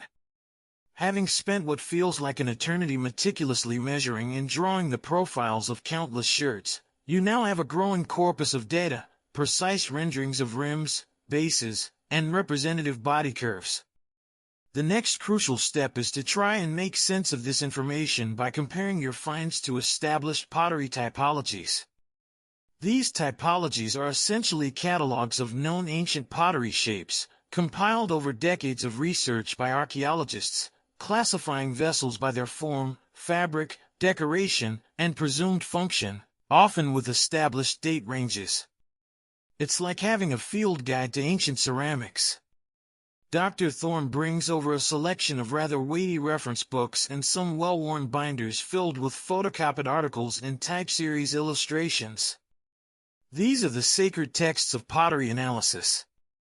Pages are filled with rows upon rows of profile drawings, similar to the ones you've just been painstakingly creating, but these are the knowns, the classified and dated examples from other sites or museum collections. Your task is to play a grand game of archaeological match the shape. This is where all that careful drawing pays off, Dr. Thorne says, opening a volume to a page displaying various forms of archaic period drinking cups. You take your drawing of a rim sherd, for example, and you compare its profile, its diameter, its fabric description, to the published examples. You're looking for the closest match. He points to a drawing in the book. See this calyx, type B, dated to circa 550 to 525 BC? Note the shallow bowl, the offset lip, the distinct foot. If your sherd shares these characteristics, you might tentatively assign it to this type. It sounds straightforward, but of course, it rarely is. Ancient pottery, especially everyday ware, doesn't always conform perfectly to idealized type series. There are regional variations, individual potters' quirks, and the simple fact that forms evolved gradually over time, leading to many intermediate or hybrid shapes. It's not like looking up a bird in a field guide where it either is or isn't a robin. Pottery typology is often more about finding the best fit or identifying shared characteristics that place your sherd within a broader typological group. You take one of your recently completed rim profile drawings, the one from the fine, buff clay, with the sharply everted rim, about 12 centimeters in diameter. You start flipping through the sections on cups and bowls. You scan dozens of profiles. Some are clearly wrong, too deep, too shallow, different rim treatment. But then, you find a page illustrating skyphoi, deep drinking cups, from the classical period. One of the drawings looks remarkably similar to yours. The profile of the everted rim is a close match, the estimated diameter is consistent, and the description of the typical fabric aligns with what you noted for your sherd. The type is described as an Attic-type skyphos, Corinthian shape, dated to the late 5th century BC. A small thrill runs through you. You've potentially identified and dated your sherd. You show it to Dr. Thorne. He examines your drawing, then the illustration in the book, nodding slowly. Yes, that's a very plausible match, he concurs. The profile is good, the fabric is right for an attic import or a good local imitation. That's a nice piece of work. That small validation feels incredibly rewarding after hours of focused effort. It's like cracking a code, connecting your anonymous fragment to a wider, known world of ancient objects. You continue this process with your other drawn sherds. Some are easier to identify than others. A thick, plain rim sherd from a courseware pot might be classified more generally as cooking pot rim, local fabric, likely Hellenistic period, as utilitarian forms often changed less rapidly and were more regionally diverse than fine wares. A distinctive base sherd, perhaps a ring foot with a specific profile, might be matched to a known amphoratype, giving you information about trade and the pot's original contents. Body sherds are, as always, more challenging. Unless they have a very distinctive curve, carenation, or thickness that corresponds to a known part of a specific vessel type, like the sharply angled shoulder of a particular style of lekythos, an oil flask, they often remain simply body sherd, fabric X, indeterminate form. However, the radius measurements you took earlier can still be useful. If you have a group of body sherds with a consistent fabric and radius of curvature, and you can match a rim and base of the same fabric to a known vessel type that would have such a curve, you can infer that these body sherds likely belong to similar vessels. One of the most famous and comprehensive pottery typologies is that developed by Sir John Beazley for Attic black figure and red figure vase painting. Beazley, an Oxford scholar, spent his life meticulously examining thousands of Athenian painted vases, attributing them to individual painters or workshops based on minute details of style, brushwork, and favored motifs. While his work focused primarily on decoration, the vessel shapes themselves were also part of his classification system. Identifying a sherd as being by the Berlin painter or from the workshop of Aegean not only provides a date but also connects it to a specific artistic milieu. It's an astonishing feat of connoisseurship, though some modern scholars critique its focus on elite, decorated wares to the exclusion of more common pottery. A quirky or fringe tidbit is that sometimes, the names given to pottery types or decorative styles are based on the location of their first significant find, or a prominent museum that holds key examples. So you might have Corinthian catalae, Samian ware, or Cnidian relief bowls. Sometimes, if the potter is unknown, a distinctive style might be named after a characteristic motif, like the Gorgon painter, or even after the scholar who first defined the type. Imagine having a style of teapot named after you, the Smith subtype C teapot. A small claim to archaeological immortality. Historians still argue about the degree of precision possible with typological dating, especially for planar wares or in regions with less well-established ceramic sequences. Is a slight variation in rim form a genuine chronological indicator, or just a minor fluctuation in workshop practice? How much reliance can be placed on a typology developed in one region when applying it to finds from another? These are ongoing methodological debates that keep pottery specialists busy at conferences. It's not an exact science, but a probabilistic one, based on the accumulation of evidence and comparative analysis.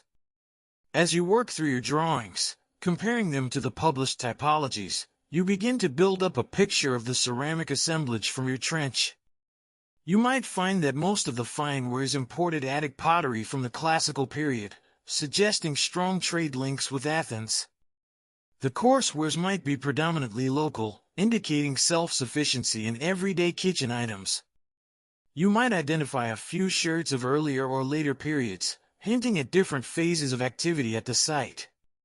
Each identified sherd adds a dot to this emerging picture. It's like constructing a timeline, not with dates, but with the evolving shapes of pottery. The curves you so carefully measured and drew are now speaking to you of chronologies, trade patterns, and cultural connections. It's a slow, meticulous process, but the story of the site is beginning to emerge from its broken pieces. After the rigorous, almost academic, exercise of comparing your meticulously drawn sherd profiles to the established typologies in hefty reference books, you now transition to what is arguably one of the most deeply satisfying, yet often frustratingly elusive, stages of pottery analysis, the patience game of finding joins.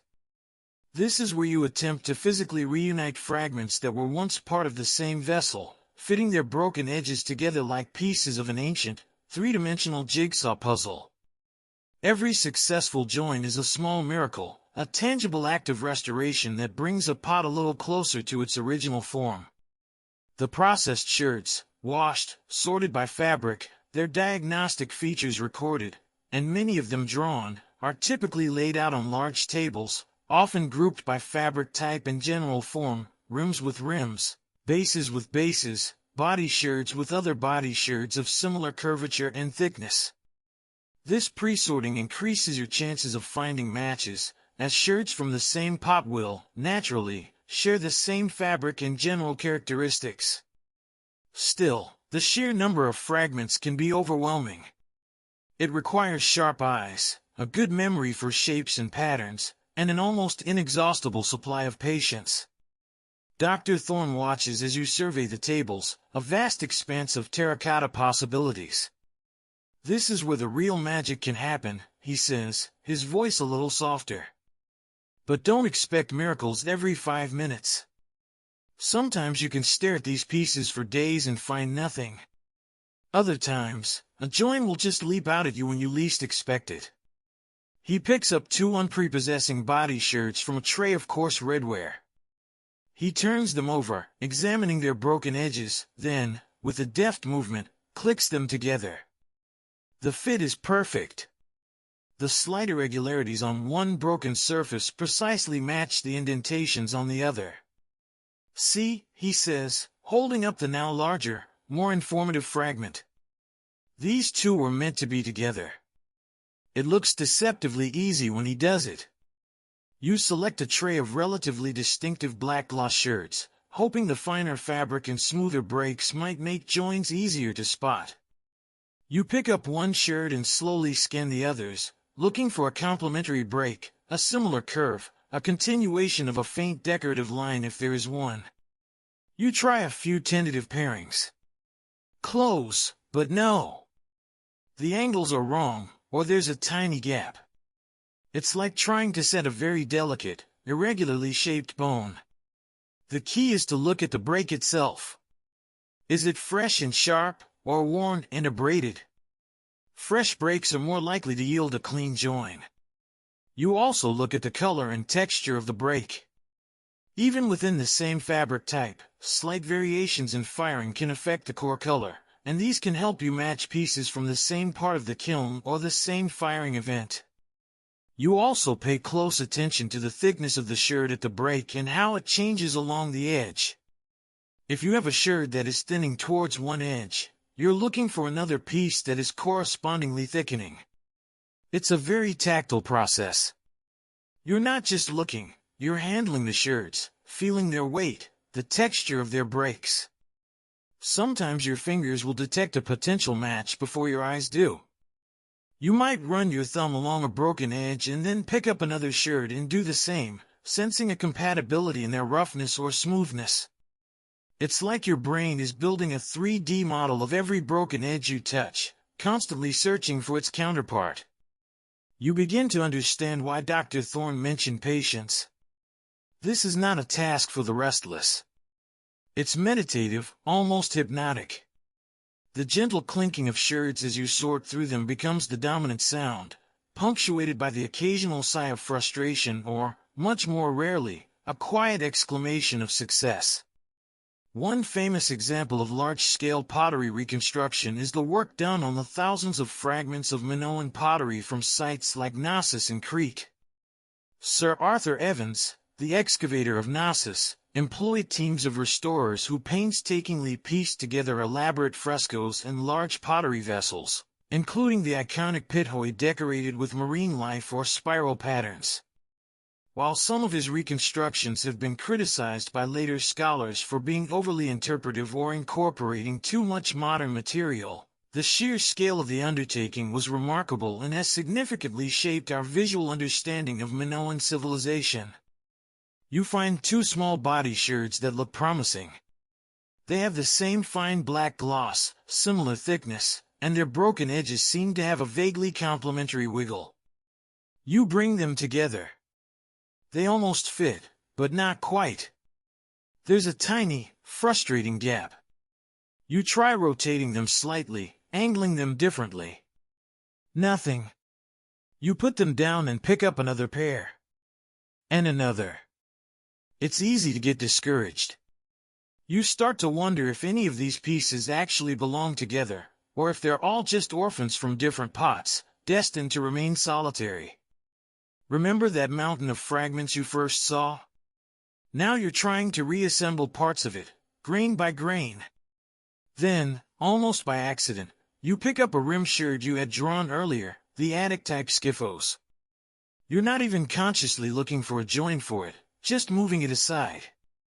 As you do, it brushes against a small, unassuming body sherd that was lying nearby. There's a faint click. You stop. You look closer. The body sherd is small, but its broken upper edge has a very specific set of tiny crenellations. You look at the broken lower edge of your rim sherd. It has an almost identical, but inverse, pattern. Holding your breath, you carefully bring them together.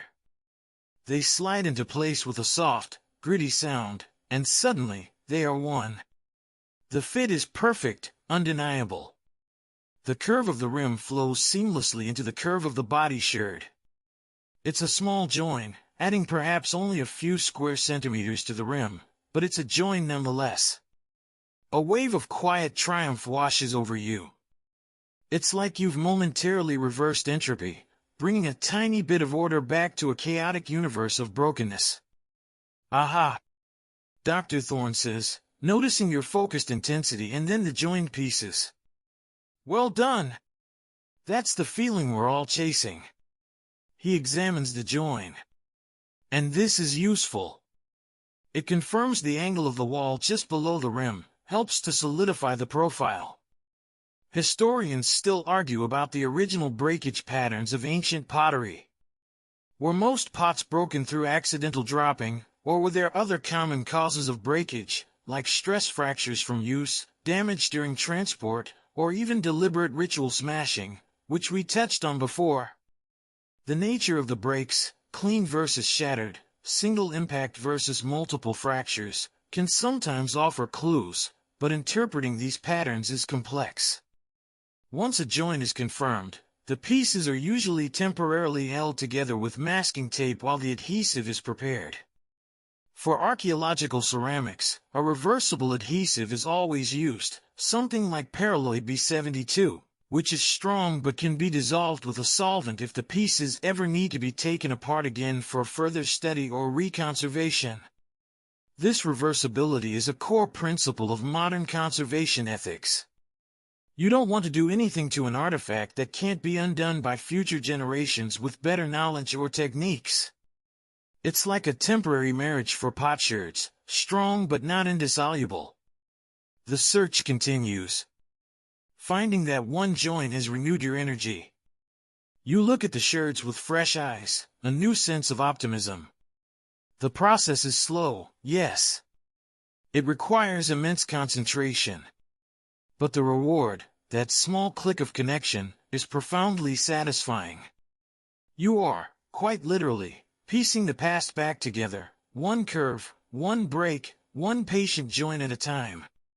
Now that you've experienced the quiet joy of finding joins and have started to see some of your fragmented sherds coalesce into larger, more recognizable sections of pottery, the next layer of interpretation begins to unfold, deducing the potential function of these vessels based on their reconstructed shapes and curves.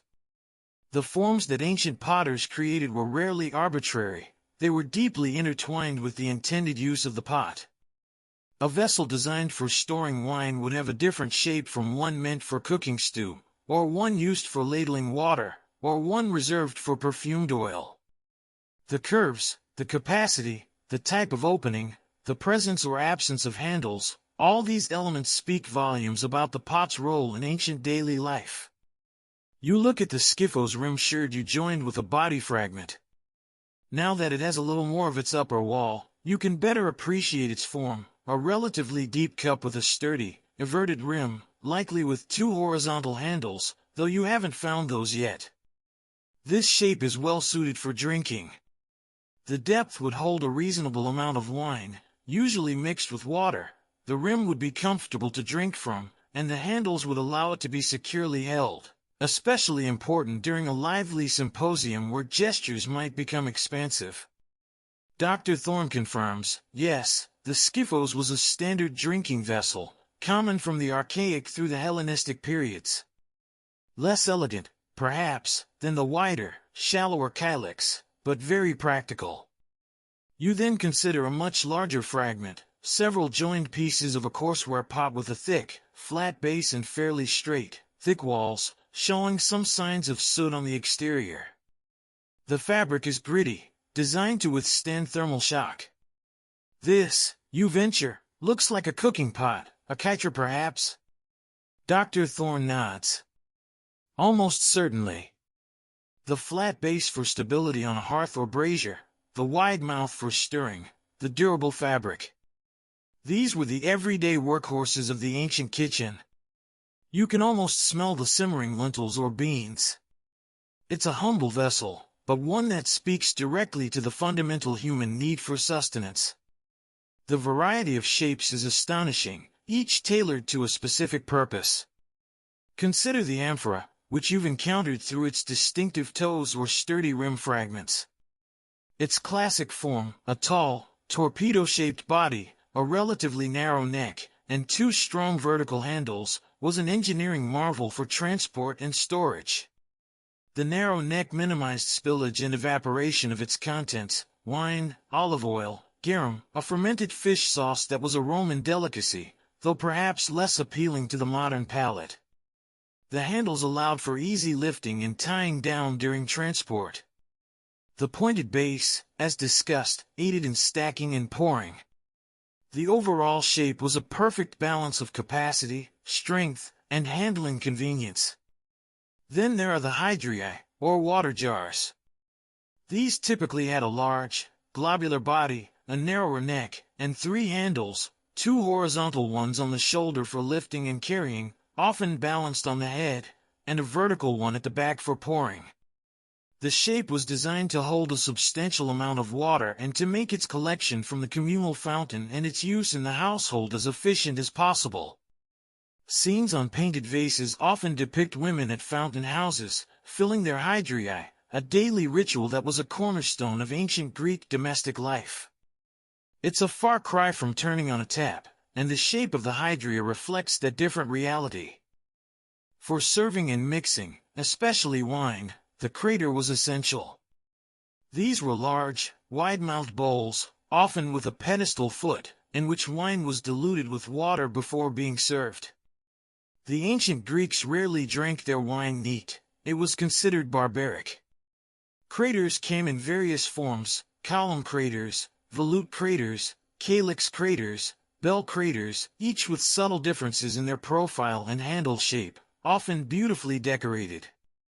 Their wide openings and capacious bodies were ideal for their function. Imagine trying to mix wine and water in a narrow-necked amphora. It would be a messy disaster. Smaller, more specialized vessels also reveal their function through their form. The lekythos, a tall, slender flask with a narrow neck and a single handle, was used for holding oil, especially olive oil, perhaps perfumed oil for funerary rites or athletic use. Its shape was designed to control the flow of the precious liquid. Araballoi were small, spherical or pear-shaped flasks, also for oil or perfume, often worn suspended from the wrist by athletes.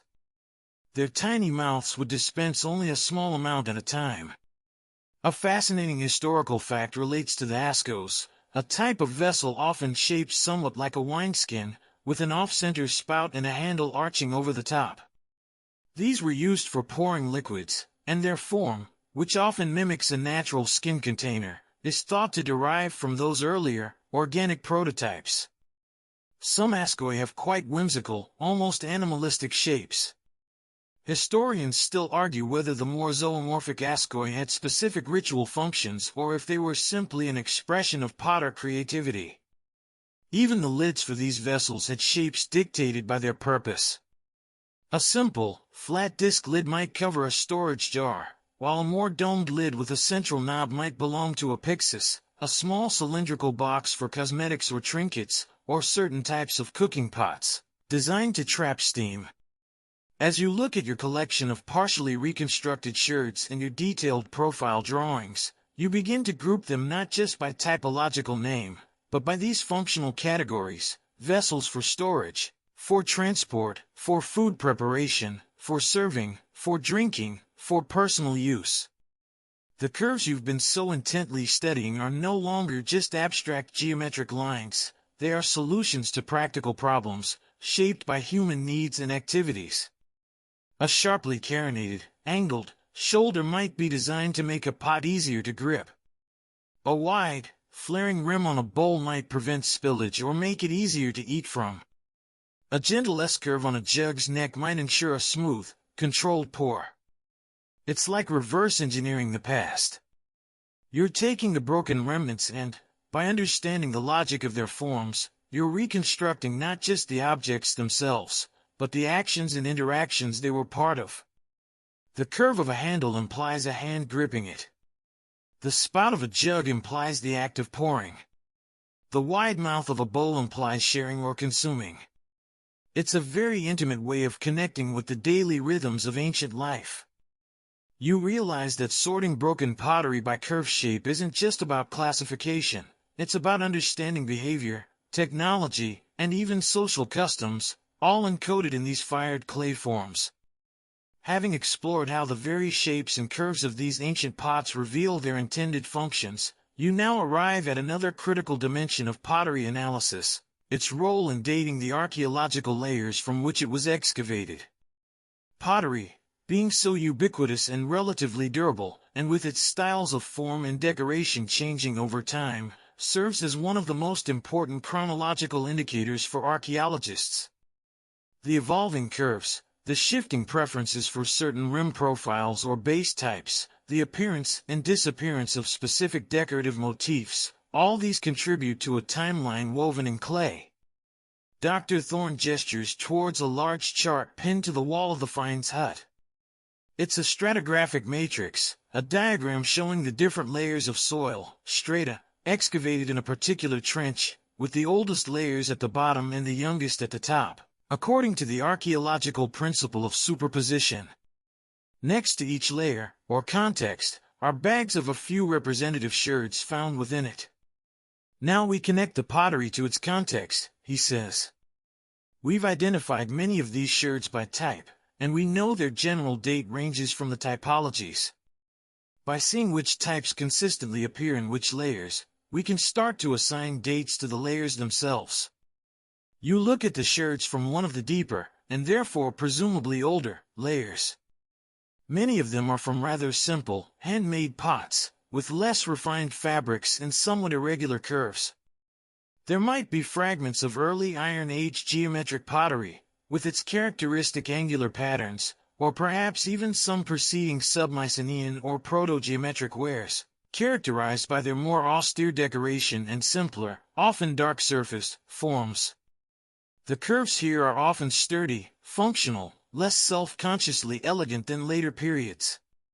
Moving up to a slightly higher layer, you might see the emergence of more wheel-made pottery, with finer fabrics and more regular, controlled curves. Perhaps you find fragments of archaic period Corinthian pottery, with its distinctive pale clay and miniature friezes of animals or mythical creatures, alongside early Attic black figure ware. The shapes are becoming more defined, more varied. You see the development of specific cup forms like the kylix, or the early forms of transport amphorae. Then, in the layers corresponding to the classical period, roughly 5th to 4th centuries BC, you'd expect to find an abundance of Attic black glassware, red figure vase fragments, if you're lucky and the site had wealthy inhabitants or specific ritual functions, and the well-defined forms of skyphoi, pelikai, a type of storage jar, and lekythoi that you've been learning to identify. The curves of classical pottery often exhibit a remarkable balance and harmony, a kind of quiet confidence in their forms. The red figure painting, with its figures reserved in the red clay against a black background, allowed for incredible dynamism and detail, and the vessel shapes were often perfectly complementary to the painted scenes. As you move into layers from the Hellenistic period, roughly late 4th to 1st centuries BC, you might see changes in the ceramic assemblage. While some classical forms continue, new types emerge. For instance, Megarian bowls, which were mold-made hemispherical bowls with relief decoration, become popular. The fabric of commonwares might change, or new amphoratypes reflecting shifting trade patterns might appear. The curves might become more elaborate, sometimes more exaggerated, or conversely, some forms might become more mass-produced and utilitarian. One of the most significant chronological markers in Greek pottery is the transition from black figure to red figure painting technique, which occurred in Athens around 530 to 520 BC. Black figure involved painting figures in black silhouette on the reddish clay, with details incised. Red figure reversed this, with figures left in the red of the clay and the background painted black, allowing for more fluid and naturalistic drawing of details with a brush. Finding sherds of both techniques in different layers, or even in transitional pieces, can help to pinpoint the date of those contexts quite precisely. It's a fantastic example of how a technological and artistic innovation becomes a key dating tool. If your site continued to be occupied into the Roman period, you would see another distinct shift. Roman pottery, while influenced by Greek traditions, developed its own characteristic forms, such as Aretine ware, a type of red gloss tableware with molded decoration, a precursor to the more widespread Samian ware, and distinctive types of amphorae, lamps, and mortaria, large mixing bowls with gridded interiors for grinding. The curves and fabrics would again be different, reflecting new tastes, technologies, and economic systems. It's not just about the presence or absence of certain types, but also their relative quantities. A layer with a high proportion of early Corinthian pottery and very little Attic ware suggests a different date and different trade connections than a layer dominated by classical Attic imports. Statistical analysis of sherd counts by type and fabric can reveal subtle chronological trends and patterns of site use over time. It's a numbers game as much as it is a shape game. A quirky, and sometimes contentious, aspect of ceramic dating is the use of terminus post quem, TPQ, which means date after which. If you find a coin of a known date in a sealed archaeological layer, that layer, and everything in it, including the pottery, must have been deposited after the date of the coin, because the coin couldn't have gotten there before it was minted. Similarly, if a well-dated pottery sherd is found in a layer, that layer cannot be earlier than the established date range for that pottery type.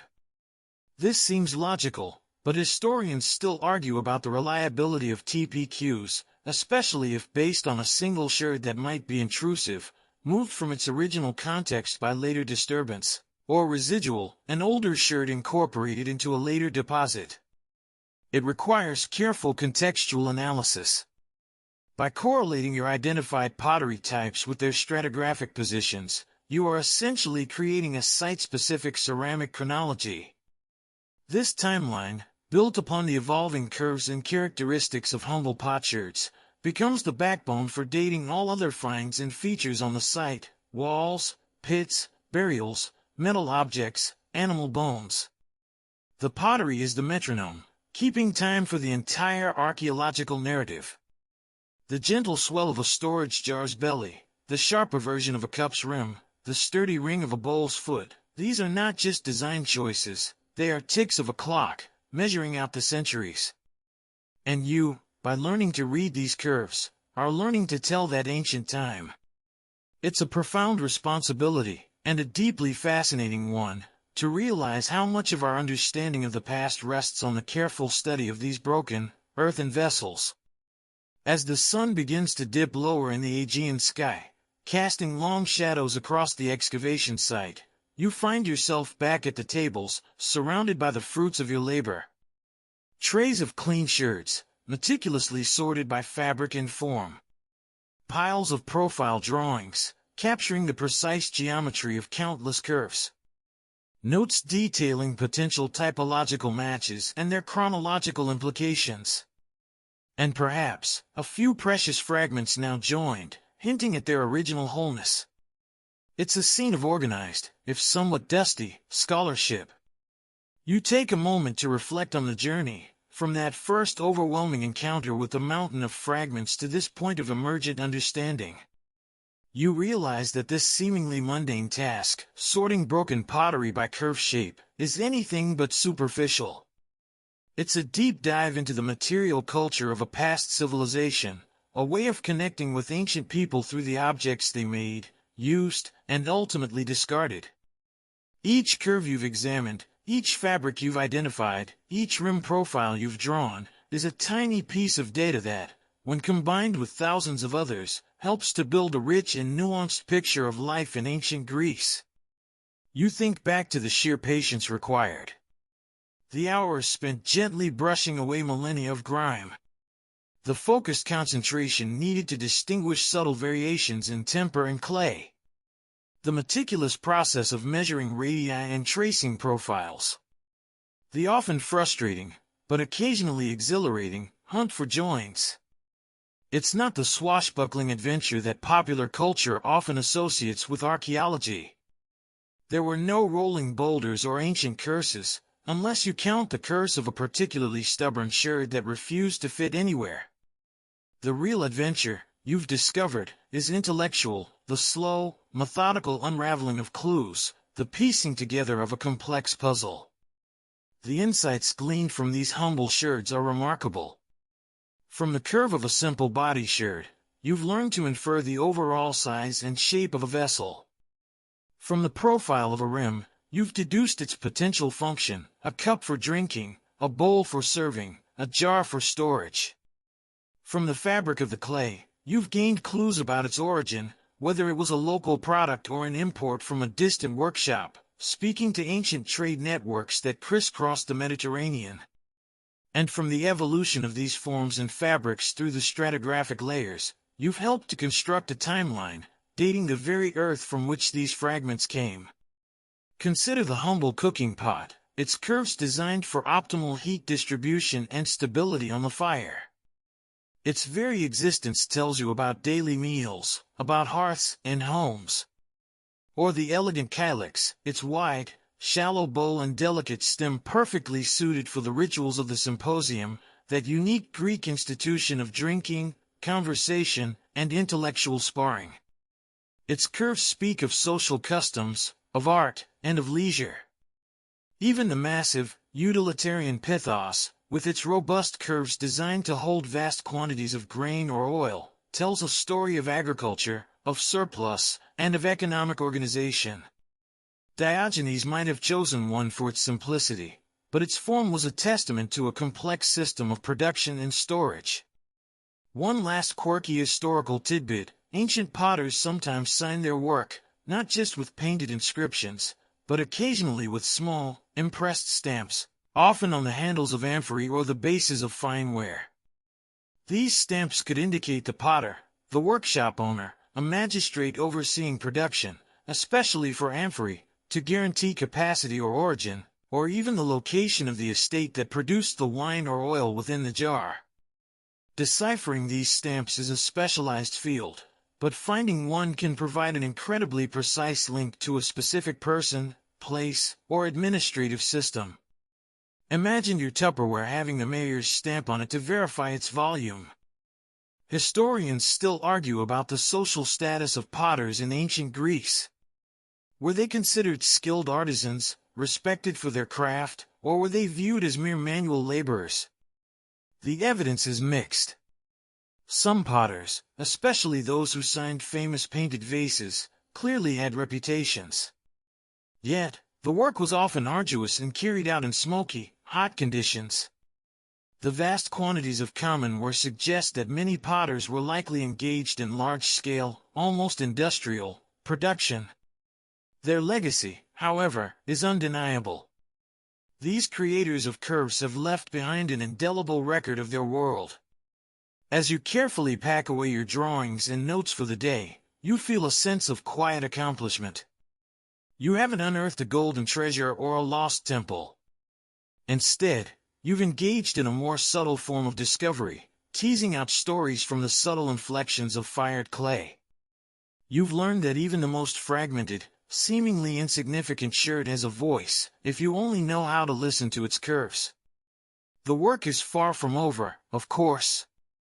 There are always more shirts to wash, more profiles to draw, more typologies to consult. But you now have a profound appreciation for the dedication and meticulousness that underpins archaeological knowledge.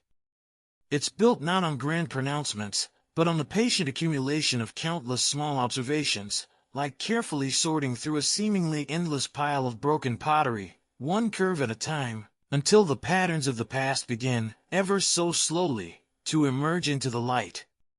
The day's work is done. The cicadas are quieting now, and a gentle evening breeze rustles the leaves of the olive trees. You look out over the excavation site, now peaceful and still, holding its secrets under a blanket of dust and twilight. You've touched the past today, not in a dramatic fashion, but in a real, tangible way, through the enduring medium of ceramics. And as you prepare to leave, you know that the stories held within those curves will stay with you, a quiet resonance of ancient lives and ancient hands. And so, our exploration of the very specific, very patient world of sorting ancient Greek pottery by its curves comes to a gentle close. You've journeyed from the sun-baked arrival at a dusty dig site, through the overwhelming initial encounter with mountains of fragments, to the meticulous processes of cleaning, sorting by fabric, and identifying those crucial rims and bases. You've delved into the subtle art of reading body shirts, distinguishing the fundamental logic of their convex and concave forms, and learned to use the simple yet effective tools of radius gauges and profile combs to quantify those ancient shapes. You've translated these three-dimensional whispers of the past into precise two-dimensional drawings, compared them to the established knowledge of typologies, and even experienced the quiet thrill of finding a join, a tiny reunification of a fractured whole. Through these curves, you've glimpsed the intended functions of these vessels, from humble cooking pots to elegant drinking cups, and understood how their evolving forms help archaeologists to date the very layers of history they unearth. It has been a slow, perhaps even a slightly hypnotic journey, much like the work itself. The focus has been on the minute, the incremental, the quiet act of observation and deduction. The kind of work that doesn't make headlines, but forms the very bedrock of our understanding of past societies. As you settle deeper into your own comfortable space, let the imagery of those ancient curves, the feel of the cool, smooth or gritty shirts, the soft sounds of brushes and measuring tools, all gently fade. Allow the meticulous rhythm of the sorting, the drawing, the comparing, to become a soothing backdrop to your own descent into rest. There are no more shirts to classify tonight, no more profiles to draw. Just the quiet peace of the evening, and the knowledge that even in the smallest, most broken things, vast histories reside, waiting for patient eyes and gentle hands. Let the dust settle, and your mind drift. Sweet dreams.